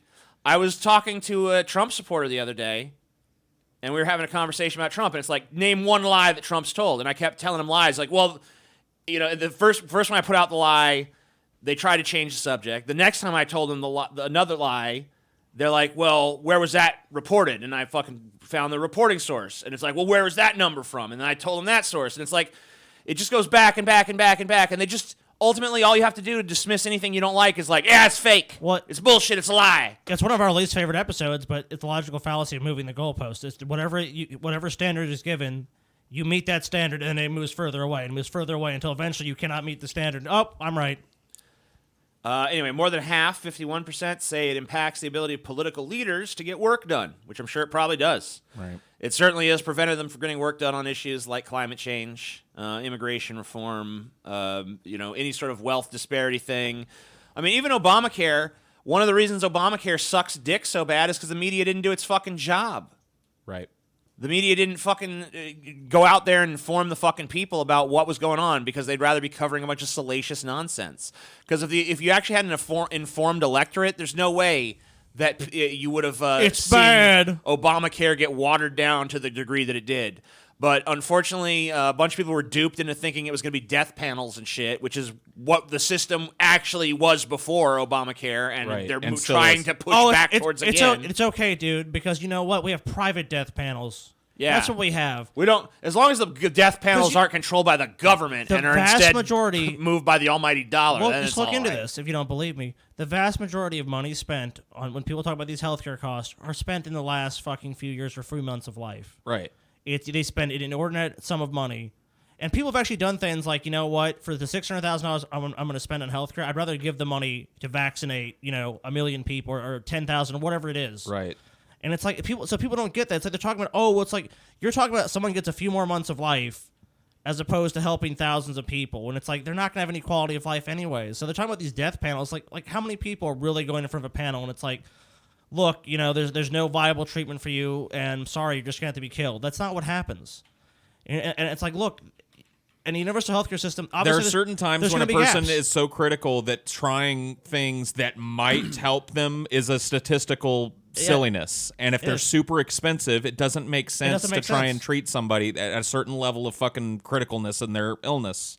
And that's what the death panels are about, quote unquote. But insurance companies too. It's like let's say I feel my stomach feels weird. I need to get a CT scan. The insurance company is a middleman between that. Anytime you need healthcare, there's a fucking middleman in your way. There's a fucking racket. We don't need it. We don't fucking need it. All it does is add more cost to the system. You're absolutely right. You're absolutely right. But whatever. And but okay, people, of course, in this country vote against their own self-interest. Absolutely, 100%. Well, most of them don't. More stuff to cover. So most of them don't fucking vote, do they? No, do more than 50% of this country go out and vote? Slightly, yeah. Slightly more than that. Or at least for presidential elections. For local shit, no. So a strong minority in this country just sits home and doesn't vote even at the presidential level, and then it's probably a majority if you go below that. So people are checked the fuck out. Up for you. That's why I'm saying, like, I get finger pointed and shit a lot, like I'm some weirdo on the fringe because I don't vote. Fuck you. All right, so no, you're not. You're not at all. You're actually in the majority. Well, if you compare people who vote Republican versus people who vote Democrat versus people who don't vote, you're in the majority. Sure. I think the voters. What pushes it over for voters? Is it like third party and write-in? I'm not sure. I'm just saying that if you just take all Democratic voters and say, okay, how many Democratic voters were there versus how many non-voters were there? Non-voters are way bigger. How many Republican voters were there versus how many non-voters were there? Non-voters is way bigger. They're the biggest block. Right. Bigger than either of those two. And see, there's this fucking thing that gets passed around, and make no bones about it, some of those people are just dumb and checked out and don't have any desire to participate. Let's take a quick look at this voter turnout rates from about 1918 until today. These blue lines are midterm elections. Sure. Where you see the turnout is low. Really low. But it seems to follow the trends of political interest. Well, people want to vote for personalities. So the 2018 midterms we just had was one of the it's like unprecedented turnout for midterms. Is. Right. Because the midterms were so important this time in people's minds. Right. But here, if we look at presidential elections, there have been times when it was lower than 50%. Now, as of late, it's 60% for the last presidential election, 58% before that, 61%. Looks like it got low. Lowest it was in recent times was 96. The problem was 51.7%. And this goes back to the founding of our country. The problem with this is that people vote for parties. They don't vote on issues. So they're divorced in people's minds. Like, I'm voting for this person. And then the issues, like you said, and like you watch Secular Talks a lot, and he'll always say, hey, look, this poll says this, and this poll says that, and look how many people support universal healthcare and support these progressive items. That's true, but then they also have to, the way that gets done is through political parties, and the political parties don't want those massive changes in society because they're already bought and paid for. And of course, you could say, well, we'll get more progressive people in there, and that's good. If you actually have normal people representing the populace, then you're more likely to get those issues because the people that represent us now are people that don't have to worry about those issues. We've kind of gone rich. We've kind of gone into the election thing now. I'm not. It's gonna be really weird what the separation point is between what we just covered and what we're about to cover, but that's for Taylor to figure out, I guess. Taylor. Biden, Sanders, other Democrats lead Trump in Michigan poll. And this is kind of happening across all of these states that swung surprisingly for Trump, that are kind of in the middle portion of the country, the sort of Rust Belt states. Mm-hmm. I don't want to. Before you move on, just real quick. I don't mean to be reductive or whatever, but I don't trust fucking polls now. Why not? These just because of how wrong the polling data was on the last. It really wasn't national. It was. It really wasn't. Most of these it was really the media's coverage of the polls that was fucked up. Once again, kind of getting to the other thing. Because most people had Trump within the margin of error. But even though he was within the margin of error to take it, they still kept saying, Trump, Trump, Hillary's got a 98% chance. Hillary's got a 90% chance. She didn't. Sure. Well, I guess They then let kept me- exaggerating her odds based on weak polls that they inflated to be stronger than they were. Another thing is, remember, Hillary did win the popular vote by a significant margin. So the polls saying that she's this far ahead, yeah, she was. Right. Just a So I don't think the polls were quite as bad. I mean, there were some bad polls out there. There were bad polls, But look, I don't think the polls overall were quite as bad as people say. I think the media's spin of the polls was just really also, dumb. if you look at the thing like the New York Times, if you look at 538, they overwhelmingly said, based on all the available data, the chances of winning are this. So basically, based on that data, everyone pretty much called the election for Hillary. Right. So I get what you're saying. If you look at these individual polls within the margin of error, that's true. But look, the media spun that in such a way that, and if you look at Huffington Post said if you look at that available it's data, 98% for fucking Hillary. that's what I'm saying. I'm saying so if you look at, people were fucking mad at 538 because they were giving Trump like a 33% chance or something. That's a 1 in 3 chance. the LA Times, I mean, was the most accurate you can easily win with a 1 in 3 chance. The LA Times was the most accurate one. They either put Trump ahead, and the best they ever put Hillary was basically maybe a few points or 1 point ahead or even. And they pretty much called it right when they said Trump is probably going to be elected. And people now, majority of Americans still believe in the 2020 election coming up that Trump will be elected again. I think you talk to most people, but even progressives and liberals, most people believe Trump will be reelected. But Paul, you're absolutely right. You shouldn't put too much faith in polls because they not- have been wrong. They can they're not be the wrong. end-all and be-all. They're not the end all be all. What people say on the phone when they're polled and what they say in the voting booth when they actually go to vote can be two totally separate things. The people that do vote are a fickle lot, and But I haven't totally lost all faith in the ability of polls to kind of take a temperature. I guess that's the caveat to this. So what is this continued significant lead that Biden seems to kind of hold here? Well, how do you feel about that? Well, this is not about Biden or this is just hypothetical. These people versus Trump. What do Michigan people think of this? Gotcha. So, but Biden's lead actually has started to decline a little bit. But has predicted. Sanders been the one to make it up, or has Buttigieg been? There's too early to tell on that. Biden and Trump here, they are 53 to 41. That's pretty strong. 53 to 41 for Sanders as well. 47 to 41 for Buttigieg. What's the margin of error on this poll? 4 plus or minus 4. Plus or minus 4. So points. Buttigieg is not beating Trump. So really.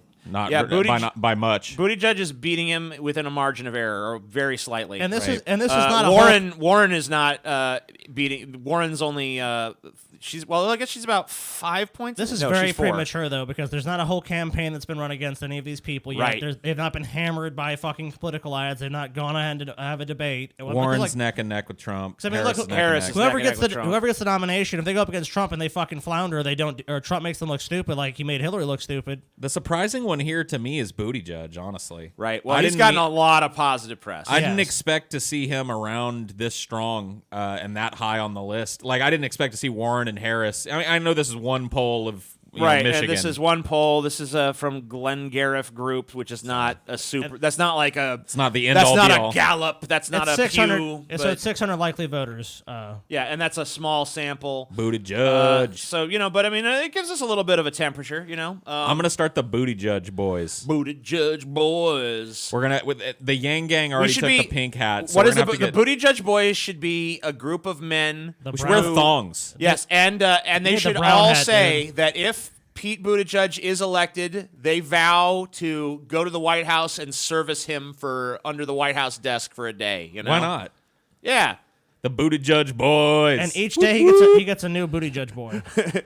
Yeah. Bring him in. So we only need 365 Well, no, we need enough for 4 years at least. Yeah, we all commit to a Buttigieg bro job under the Oval desk. Office Yeah. desk. Basically, you could dress up like Monica Lewinsky or whatever he's into. Ooh. Yeah. And you know what he's into. You just go under there and you suck that fucking presidential dick. He wants to judge that booty. Yeah. But he's gotta give it a thorough inspection before he judges. You give Buttigieg whatever he wants. That's So, the deal. uh, Buttigieg boys, woo! Because I hate Joe Biden so much, I want to try to sabotage him as much as I can. Oh my God! Look at the size of his hands. Yeah, this is actual hands too. Those are big No, hands. It's not. Those no. are big hands, dude. That's because Kyle here likes to call him Handsy Uncle Joe. Gotcha. Anyway, I'm not going to get into Kyle's commentary because he has his own commentary. I don't want to step on that. But Sure. he did show in this video a montage of Joe Biden clips. Is this just him being creepy again? This is not. No, this is actually more substantive than that. Okay, this all is right. actually just Joe. This is actually like.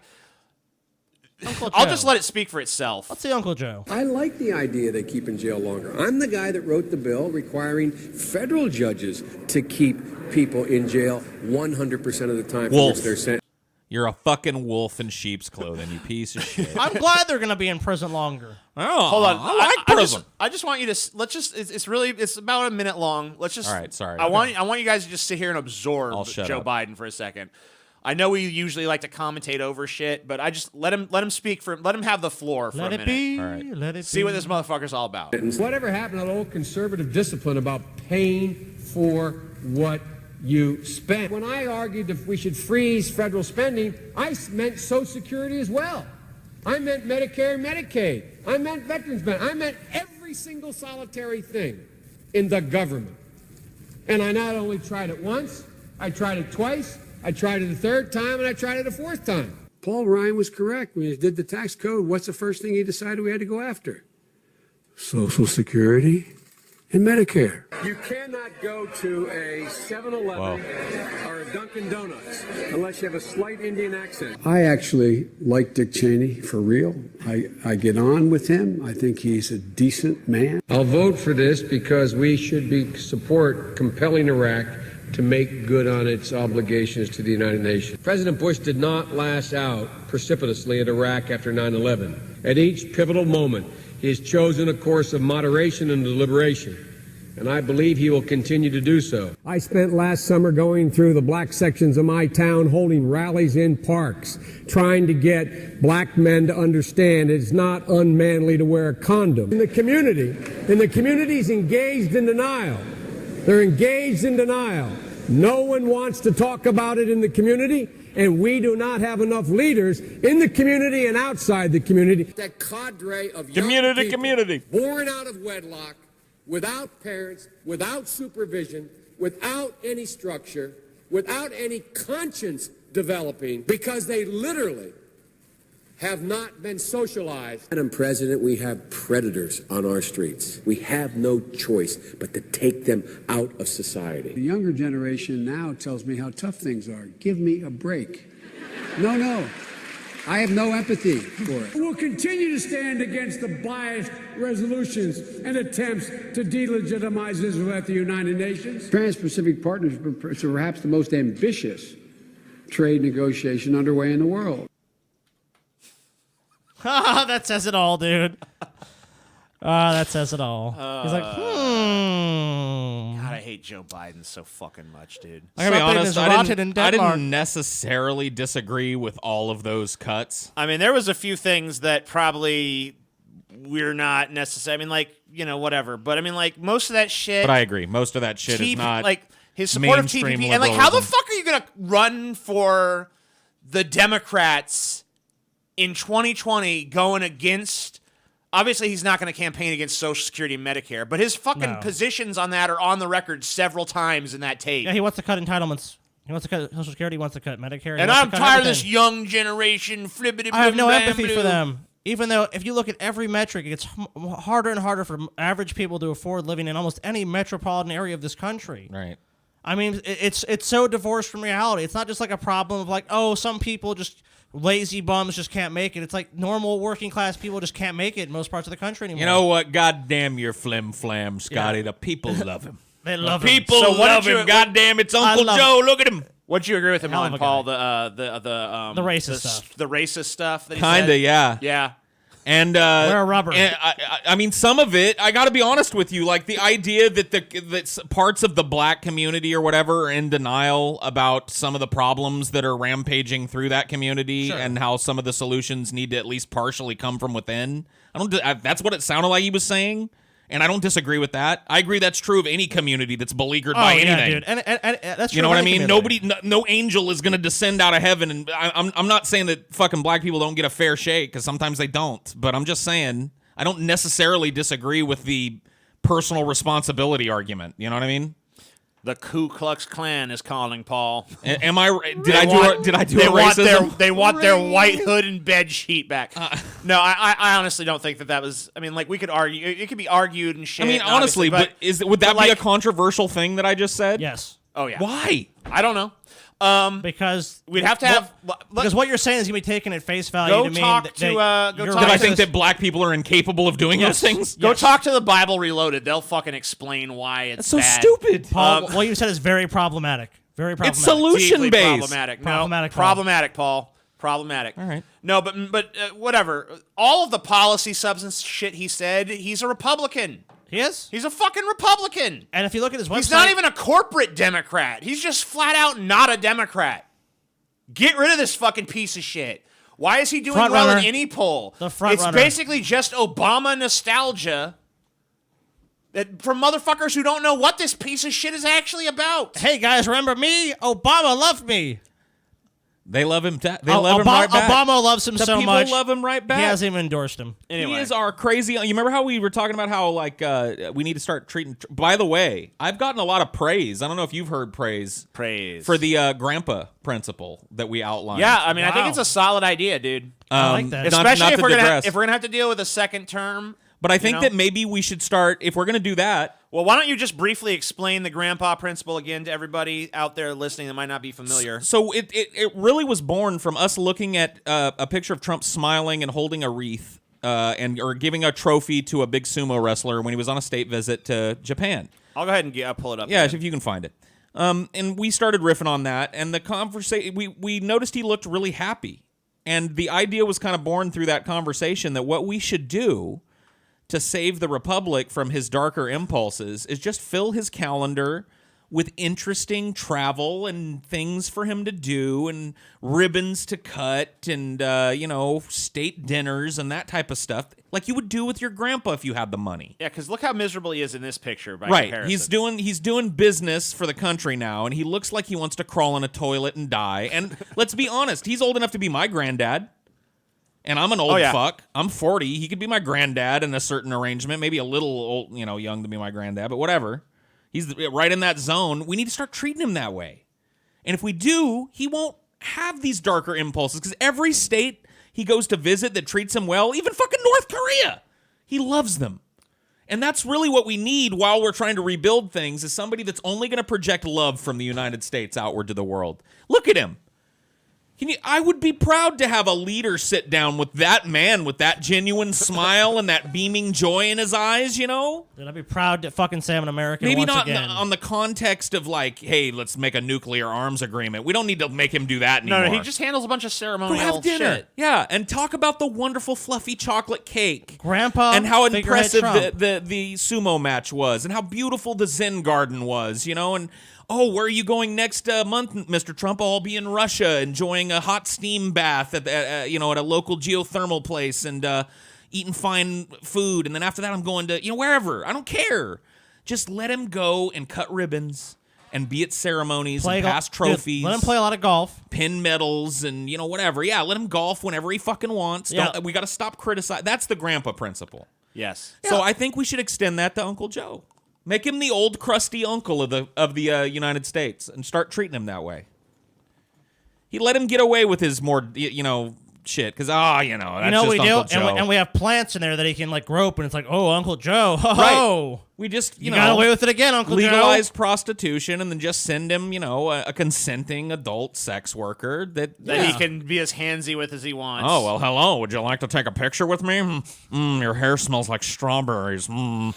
And she'll be like, what else? Uncle Joe. What else could this be? Look at this image. Tell me what else. I don't know. What else could it be? Maybe he's trying to console someone or something. And as he sniffs her hair, the only thing she looks like she needs consolation for is whatever he's doing to her. Maybe he was saying like, I don't know what. Yeah, I'm trying to make excuses for the inexcusable. He's creepy, but what are you gonna do? All right. Let's get to some fast food hijinks. Oh right? shit. Enough politics. Okay. This is let's service something that matters. Something that truly matters. You're right. Woman 21 busted what's going for on in the McChicken streets? rage. McChicken rage, y'all. Pregnant McDonald's manager attacked by customer, cops say. Okay, so this happened on June 4th, so that's just yesterday. Unhappy with the way her McChicken sandwich was prepared, Which, you know, I got to be honest with you, man. I've got some pretty nasty chicken sandwiches from these fast food places that I could have fucking... And sometimes you got to put your fucking foot down, dude. ...pitched a fit over. It was one too many. A Connecticut woman stormed a McDonald's kitchen in an attempt to prepare her own meal. Damn right. It's like, you want something done right? You got to do it yourself. I admire the ingenuity of this woman. Yeah, I mean, like, look, this kind of trailblazer is what America truly needs She in didn't these want dark and trying times. She wasn't going to take no for an answer. She was going to go into that kitchen and make the sandwich right. So according to investigators, Chanel Hansen purchased the McChicken sandwich around 8:20. What's that she did to it? She purchased it. So she's entitled to an actual McChicken sandwich and not some disgusting piece of shit that these lazy motherfuckers working at McDonald's can't fucking bother to do the least bit of quality check and give her some probably nasty, tumor-filled, smashed, not dressed properly, cold, overly crispy, cold piece of disgusting fucking McChicken. Dude, I've been to McDonald's plenty of times. I got cold fries, cold shit. You know what? She's standing up for her fucking rights. And you know what? As When American. those fucking stupid-ass McDonald's workers... Whoops. Put those goddamn brown, disgusting, cold fries. Oh, they know what they're fucking doing. Fuck them. They do. And you know what? I think someone should go back there every now and then and beat the fuck out of those stupid fucks. I don't know if I'll Pregnant go or that not. far. I'll go that far. I think they should be able to go in the kitchen and prepare themselves a competent meal that they paid for if the people there are not capable of providing it. The sandwich, however, did not live up to the 21-year-old's expectations. And Hansen, seen at the right, entered the restaurant and declared that her food was made wrong. Damn right. Which it probably was. How come there's no coverage of whether or not that's actually true is what I want to know. According to a customer who spoke with police, Hansen requested a refund. Why was she denied her refund? Doesn't sound like it. Keep reading. Then he then went behind the counter, according to the police department. The McDonald's manager, who is 29 weeks pregnant, told cops that she was slapped in the face and pushed by Hansen. A male employee said that when he tried to separate Hansen and the manager, Hansen slapped him in the face and pushed him. She's got like a reflex like lash out almost. How come a slap and push? How 29 weeks pregnant? How far along is that month wise? It's like 7 months. Yeah, that's not. So that's how come pretty far McDonald's? along. How come we're not talking about the abuse of McDonald's making this woman work while that pregnant? That's totally fine. How come that's okay, but then getting smacked by this bitch Not is only the real dude, problem? TJ, that is so fucking common in the world. You know, I know. Like still to this day, my mom worked a factory job with me right up until the week before I was born. Yeah, a factory job. Doesn't surprise me. It's absurd. It's absurd. The restaurant manager said that after Hansen received the refund, so she did get a refund, she said she was going to make the food herself. Well, you can't do that. See, you're getting me off your side with that. Because I was on your side, but if you either have to say, I want you to remake my sandwich, and then if they don't, then you go back there and beat some ass. Yes. Or you take the refund and you go. Yes. Yeah, go down to Taco Bell or Burger King. At this point, what you're basically saying is you're entitled to it for free, which we're not there yet, honey. This ain't socialism yet. Bernie Sanders ain't president yet, so now you could no free McChicken for you, bitch. You could make the argument that the diplomatic way for a giant multi-global conglomerate of a corporation like McDonald's to have diffused a situation like this that's over a $1.29 McChicken would have been to refund her money and make it right and give it to her and thank her and hope she comes back. Yeah, but obviously that's not what they were going to do. That's the cheapest and least, violent and drama-filled way for them to have handled this, and I don't know why it's not company policy. Yeah, it should be. Maybe it is, but they just didn't. I mean, who knows? The McDonald's are not consistent.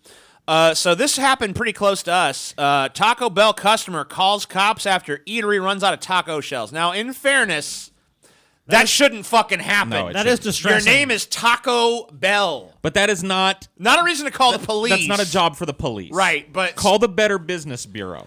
I disagree. This is a matter of community Scotty's safety. a taco lover, so he knows. This is a matter of community safety, Paul. If I went to that thing, I would have done the same thing. I would have called the 911 immediately, and I would have demanded the police show up with some taco shells. What happened to this woman? Did she get booked for that? Probably.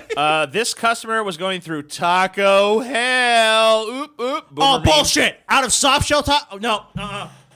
both hard and Let me soft. tell you what. Wait a happened. minute. The police should have showed up and arrested the fucking employees and manager of this fucking Taco Bell. Yeah. And booked these motherfuckers. At least enforced a closing of it, because at that point you have no fucking business A with a Taco Bell customer in Slidell, Louisiana, which we could be to. We could probably be at this We Taco could probably Bell in go to 30 this Taco minutes. Bell. We could probably be at this Taco Bell in 30 minutes if we wanted to. The day that Taco Bell couldn't make a taco happened Couldn't right make here. a hard taco and couldn't make a soft taco. Like, how do you not I'm sorry, but like at some point you notice, like, hey, taco shells is getting low. Dude, is this the one that's right over by where I live? No, it's in Slidell. No, it's in Slidell. Oh, okay. Oh yeah, Slidell. Okay. I'll tell you how long. Slidell, Yeah, Taco it's not Bell. that far. I'll just look over here and I'll tell you. There's how many Slidells, how many Taco Bells. So it depends on if this is the one on Gauze Boulevard, Who knows? or the one on North Shore Boulevard. Let me just look at this map because I might have. Does it say what Taco Bell? It does not. No, it just says Slidell. It just says so it's a one of those Slidell two. Taco Bell. So there's a couple of Taco Bells in Slidell. There's only two. There's 3 Taco Bells in Slidell. So it could have been. I think. One of these 3. No. I'm wrong. Hold on. Or is there more? Let me find Slidell. Well, fuck here. it. We're not going to be able to figure out which one it was, and who cares? Maybe I care. I want to go to the know. one in Demand a Taco, dude. All right, so this is Slidell. I'm looking at Slidell. So there's 3 Taco Bells in Slidell. So one of these 3 Taco Bells is a fucking piece of garbage. It's got to be the saddest Taco Bell in history. I'm looking for the one with the lowest rating because that's probably the one it is. So this one's rated 3.2. That's got to be that's the lowest It's rated probably Taco that Bell. one, dude. So it's probably that one. This is on North Shore Boulevard. Mm-hmm. We could be at this. I'm just curious how quickly we could actually be at the Taco Bell where this And fucking demand some travesty tacos. took place. And it looks like we could be there in about 20 minutes, 30 minutes tops. We're going. We could be like, we demand tacos. We demand your tacos. Well, you know what this really is a lot of people have been to these fucking fast food places, and you just know when you walk in, if it's like dirty and shit's just Yeah. out of order, it's like you probably just shouldn't eat here. I was at a Subway that said they were out of bread, and I've been at a KFC that says they were out of chicken. Yeah. Dude, scroll down a little bit, TJ. Same. They said Yes. that this was Taco Tuesday. Okay. Oh, wait, no, never mind. I guess that's just a joke. That's a joke. Okay, never mind. It's a bad I was joke. going to say we should go test them on Taco Now, Tuesday. this is something if that's- I don't get at all, dude. Now, there's another fucking fast food story. I guess Golden Corral's not technically fast food. It's kind of on the border. It's a buffet. It's a buffet. Oh, yeah, I want to know how you guys feel Now, for about those this of one. you, for those of you who don't know what Golden Corral is, it's basically All you just can a eat. feeding trough for fat Americans with no concern for their health or Yes. anything else. If you've never been to one, that's exactly what it is. And they have a lot of promotions like unlimited ribs or steak or whatever. It's That shit- unlimited everything. You pay one price, and Well, they they have promotions. is they what I mean. right. They'll have different nights. Like right Yeah. now, it's like ribs. So here we go. Plus size mother thrown out of all you can eat buffet for dressing too sexy for her size. Fat shaming, dude. So first of all, I don't give a shit about fat shaming. This is just bad business practice on the part of This looks Golden like a- Corral because this woman is. A top customer. I mean, Let's be like, honest. this woman is the human embodiment of Golden Corral. Yes. She should be the fucking mascot. This bitch, she shouldn't be kicked out of the restaurant. should She eat should for be on free. the fucking sign. And not okay? only this, whatever you're into body size wise or something, this is not like she's out there in like a G-string and nipple tassels or something, right? Like Yeah. she's not like whatever. Say what you want about it. If you don't want to look at her, don't look at her. But I don't think that this is quote unquote too sexy. It's fucking hot. It's summer. Yeah, it's real. So like a fat girl isn't allowed to put on a tank top and some shorts. Oh my god, guys. Oh my god. Because in the summer, what are we supposed to do then? How am I supposed to dress in the summer for y'all? Am I supposed to put a fucking fur coat on to hide my bulge to go eat at the Golden Corral? It's just stupid. Dude, she is a fat fuck. 'Cause listen to this. She is. She took her son to the zoo, then to the pizza restaurant Chuck E. Cheese, then to Golden Corral. So she's a hungry one. Damn. Well, I mean, She had some pizza, she and then probably didn't eat too much of that nasty ass dude, Chuck E. Cheese no, pizza. she did. You know? She cleaned her fucking plate. Oh, I guarantee you, Dude, yeah. she cleaned her fucking plate. Don't even, you know Go what, ahead TJ, and you get can the defend her large. however you want, but don't even pretend for 1 minute she didn't have a fucking did. large fucking pizza there and She some had fucking some pizza there. I breadsticks guarantee and it. whatever else they had there. She ordered something there for sure. Or she ate whatever the kid didn't eat. They ordered like a large pizza for the one kid. M-Key took to Facebook and wrote, I went up to get myself something to eat. Starving. When I was approached by the manager and was told I was dressed too provocatively. And another customer had complained, so I needed to put something else on. Or leave. Oh. she said she did not have a change of clothes and continued, He never would tell me exactly what I was showing too much of. probably rolls. Yeah, just like body. No one wanted the unlimited rolls. I If guess. she was thin and was wearing a fucking tank top and shorts, nobody would have said shit. If she was, so this is clearly she was thin, then she probably could have fucking made an outfit out of dental floss, and no one would have given a shit. Look, dude, I'm not trying to make a big deal out of it because there's a lot of big deal. There's a lot of customers that cater to fat people in this country. You know what I mean? So I'm not trying to act like we're super oppressed, but dude, it's already tough being a fucking fat fuck. Yep. And like not being able to go to the local trough and get unlimited mashed potatoes and mac this and cheese is and ribs. again, this is just Golden Corral shooting itself in the foot because it's just silly. I mean, those fucking big titties are filled with Golden Corral fucking gravy and shit. I mean, so. you would assume they were. If Look, she's I'm a patron of there, dude. it's This I mean, her husband too. I mean, he looks like he's definitely a fucking well, he's Golden not Corral toned. customer. Like how much fuck? Like you have any idea how many thousands of dollars you just threw away by alienating this family, Golden Corral? right, because there's a million families out there that look just like that family that are reading this story and going, Huh? "Holy What? shit, what? What? She ain't even dressed all that sexy. It looks just like summertime. Where fuck that, we'll go eat at another trough." I mean, this is like Nike being like Nike unveils new "fuck athletes" campaign or something. Like you don't go after your customer base like Runners this. are running away from their problems. If You know? if some skinny person complained about the fat person in the Golden Corral, you know what you do? You take that skinny person and you toss them out of there because they ain't the ones who are coming back every other fucking day You know what, to the though? Golden Maybe Corral. it was another fat fuck for dude. another mound. I of bet fucking, you, ironically, it was probably another fat fuck. I Could didn't want to see that.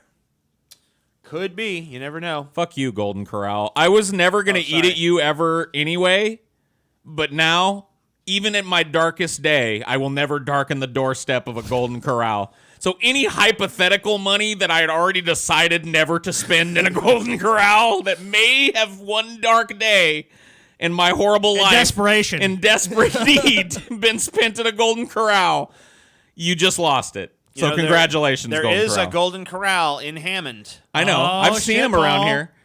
I think Ashley asked me once, we were driving by one, she was like, "What is that?" And I was like, "That is a place we will never go." It's a horrible place with flies and roaches and sad people with broken Oh, lives. dude, they've had great fucking behind-the-scenes images of like they had to clean the grills at Golden Corral and all the food's like outside. No one it's gives so a shit, gross. dude. It's a disgusting place. It's I mean, look, cesspool. I don't want to get, I've been to Golden Corral a couple of times. I have too. And let me tell you why. When I was a kid, my parents would, sometimes they'd go places and I'd go live with grandma for a day or two. And my granddad, maybe this used to be a more reputable place to go and get good grub. Well, now old people love Right. buffets. He and was shit. old They as like to fuck. steal food and all So, that. they'd take us out a couple of times if they had us for a week, if my parents were on vacation or whatever, and we'd go to Golden Corral. One of those, that was kind of a tradition for a while for Yeah, us. we're gonna go there. Yeah. And I was like probably 10 before I realized that I didn't want to go to Golden Corral anymore. You know what I mean? Like, At first, you're like, yeah, Golden Corral, yeah. and it's not something that changed. I just realized that Golden Corral was always punctuated with this big excitement because when you go there as a kid, and maybe as a big fatty now too, maybe I'd do the same. It's like heaven. You know what I mean? It's just literally steaming piles of potatoes with cheese melting all over it and tacos and unlimited pizza. And it's literally, Desserts. It's got everything. Yeah. on the surface, it's like a broken Oz for fat people. You know what I mean? And it takes a few visits to the Golden Corral before you see the seedy underbelly. Because at one point, you'll go up for your 13th helping of mac and cheese, and it'll be down to the bottom, and what you'll pull up is the bottom of the mac and cheese. And you'll realize this mac and cheese has probably been here 2 days. They've probably reheated this mac and cheese and frozen it for 2 days. This is not food. It's mush. And that's really what I came to know as a kid. I was like, I don't feel good after I eat at Golden Corral. So we stopped going. Yeah, because it's And I so haven't true. been since. Dude, I mean, buffets in general kind of gross me out. Yes. All you can eat in sometimes, general is bad. Sometimes I will find a buffet once in a blue moon. Dude, It's like this. Is Let me tell you where the actually good okay, but- buffets are in my experience. Casinos. Casinos, yeah. Like Las Period. Vegas has some great buffets. And it's not uniform either. There's some shitty No, there casino definitely are. buffets.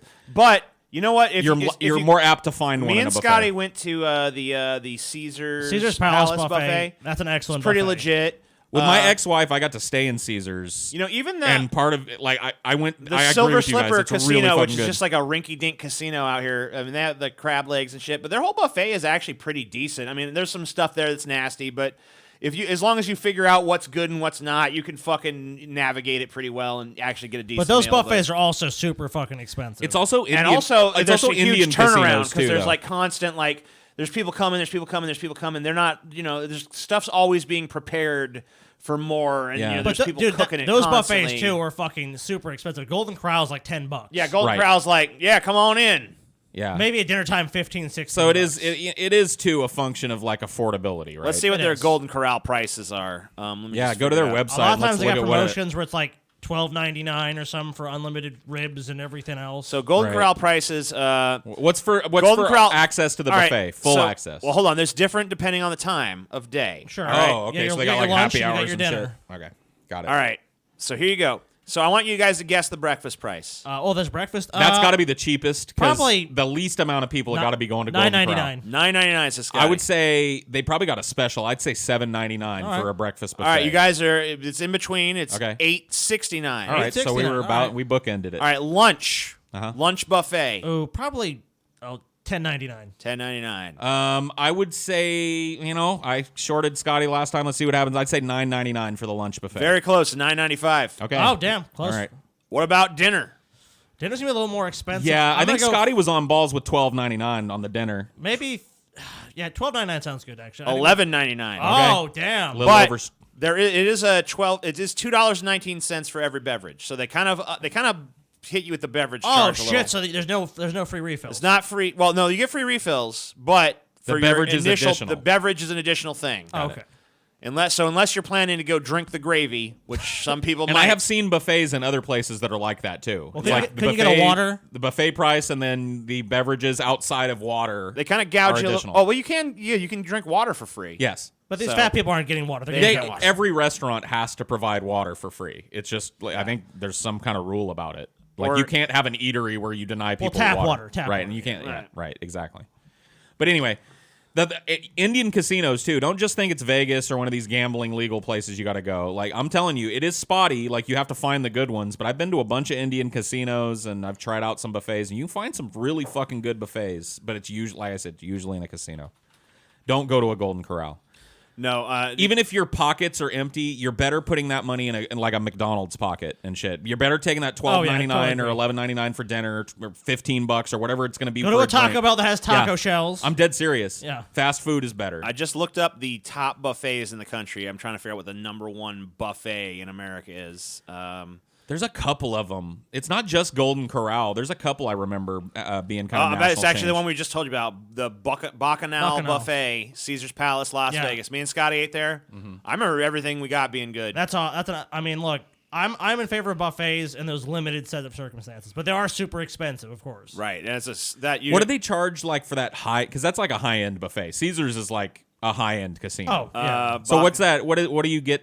How do you get into Bacchanal? Is that like $50? Let's take a look. Something like that, like Plus, 30. plus you buy your drinks. in Depending there. on the time you go, yeah, $30 to $50, I think, is somewhere where you're gonna pay. Like in that. So that's about what I'm like.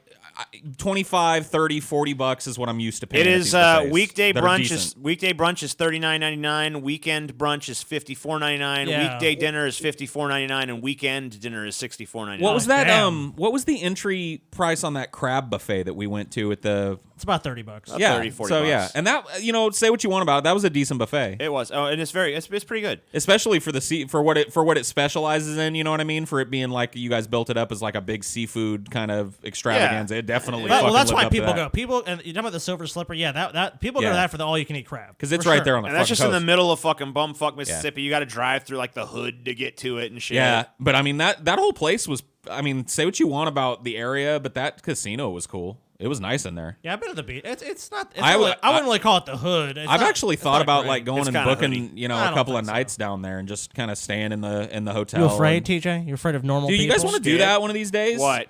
Like book a couple of nights down at the Silver Slipper. I'm not a big gambler, so I probably won't do that with you. But I might sit down at the tables with $100 and see what happens. You know what I mean? Play some blackjack and just And more. then bon temps roulette, Just Paul. more to be around because I saw over there. I didn't get really a bunch of time to play it, but they've got an arcade over at that fucking Silver Slipper that didn't look too shabby. Oh, do they? I never Oh seen that. yeah, I didn't want to waste time in there because I knew I'd just disappear in there and never come out. But Right.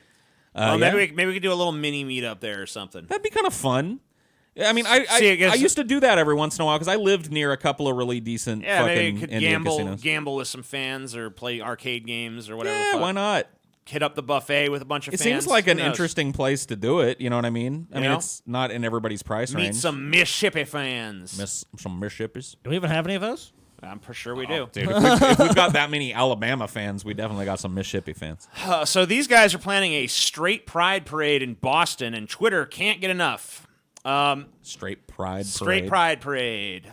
Boston officials say a group claiming they will hold a straight pride parade in the city this summer has not actually been granted a permit to do so after the so-called event went viral.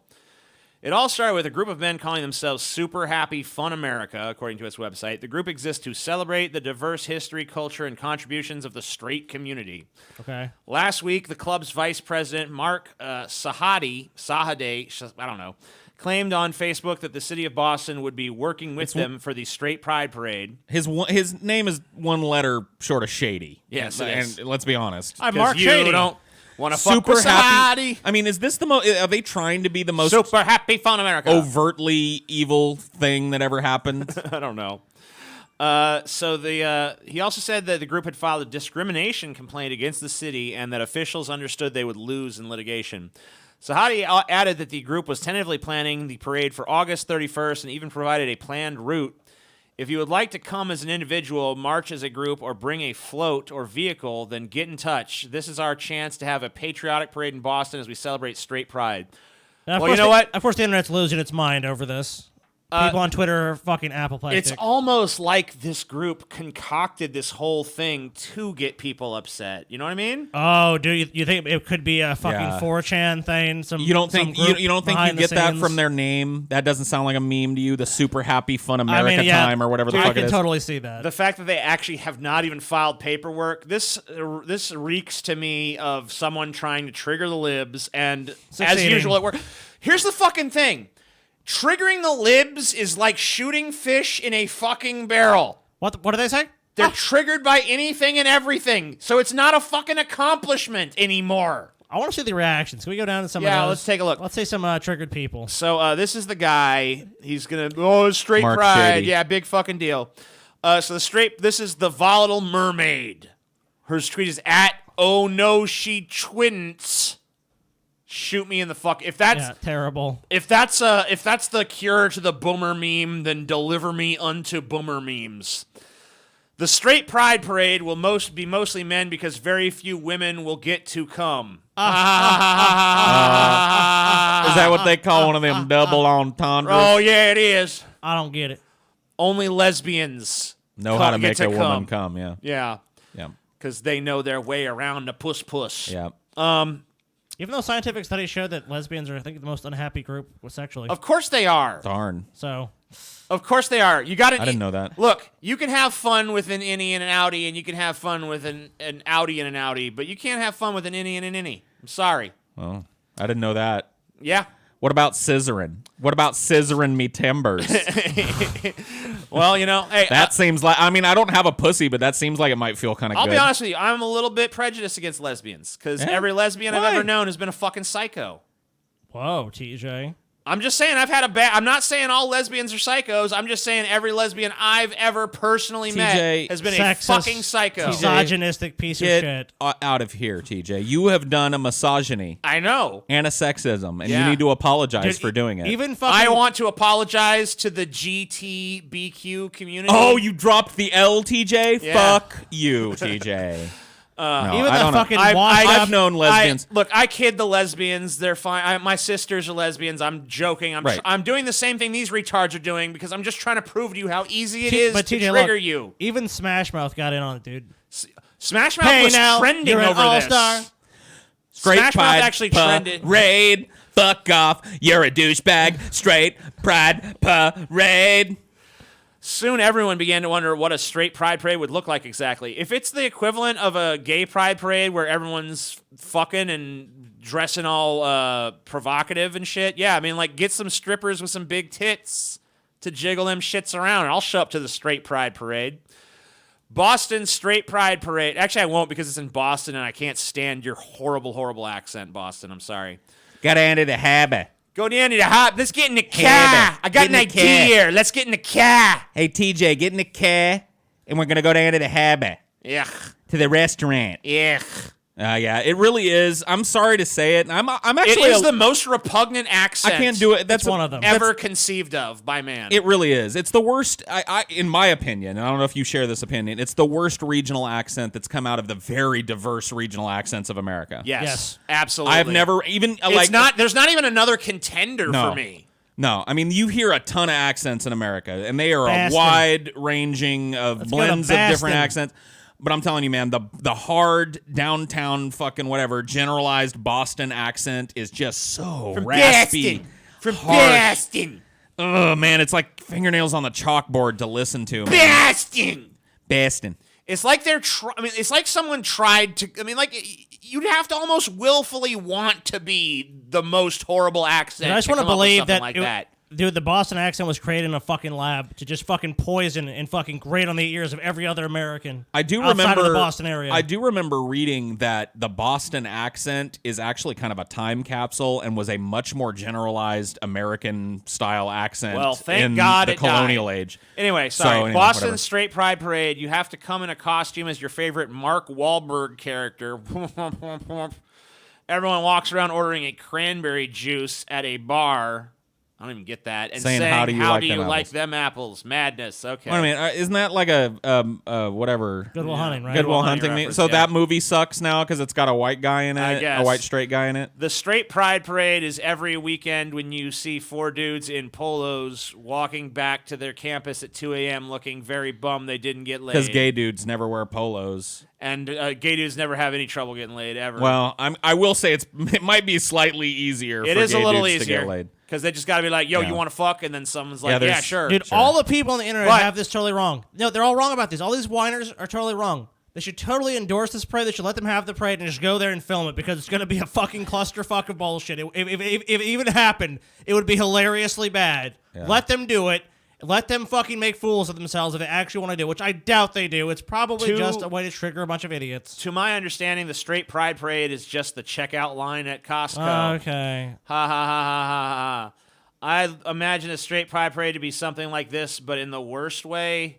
And then I think that's Danny DeVito dressed as a fucking hot dog saying, "Ask me about my wiener." Okay. They're all named Sean. Straight Pride. Okay. A Straight Pride Parade would look exactly like this. I don't see a picture there, so. And some said it didn't even make sense. You can't have a Straight Pride Parade. Parades are inherently gay. Embrace it. That's kind of true. There's some truth there. Blah, blah, blah. Oh, whatever. A bunch of libs were triggered. The main thing is Smash Mouth came out and said something, you know? I mean, I was swayed by that. And I think the Smash Mouth actually, even though it's not very clever or anything, just has the best reaction. It's like, fuck off. I think Smash Mouth should play this event, dude. They should play the Straight Pride Parade. Yeah. Fucking turn fucking hate into love, dude. Whew. The love of Smash Mouth's amazing music. All right. Well, we have some more shit, but we're already at 2 hours. I think we're pretty good. Yeah, I think that's a show then. Thank you guys for tuning in. Whoa, TJ's face is gone, dude. We will see you motherfuckers on Friday. See you later, alligator. With Paul's episode on Pompeii. Pompeii with Paul. An uplifting episode if there ever was one. Oh, it'll be great. It's a wonderful thing.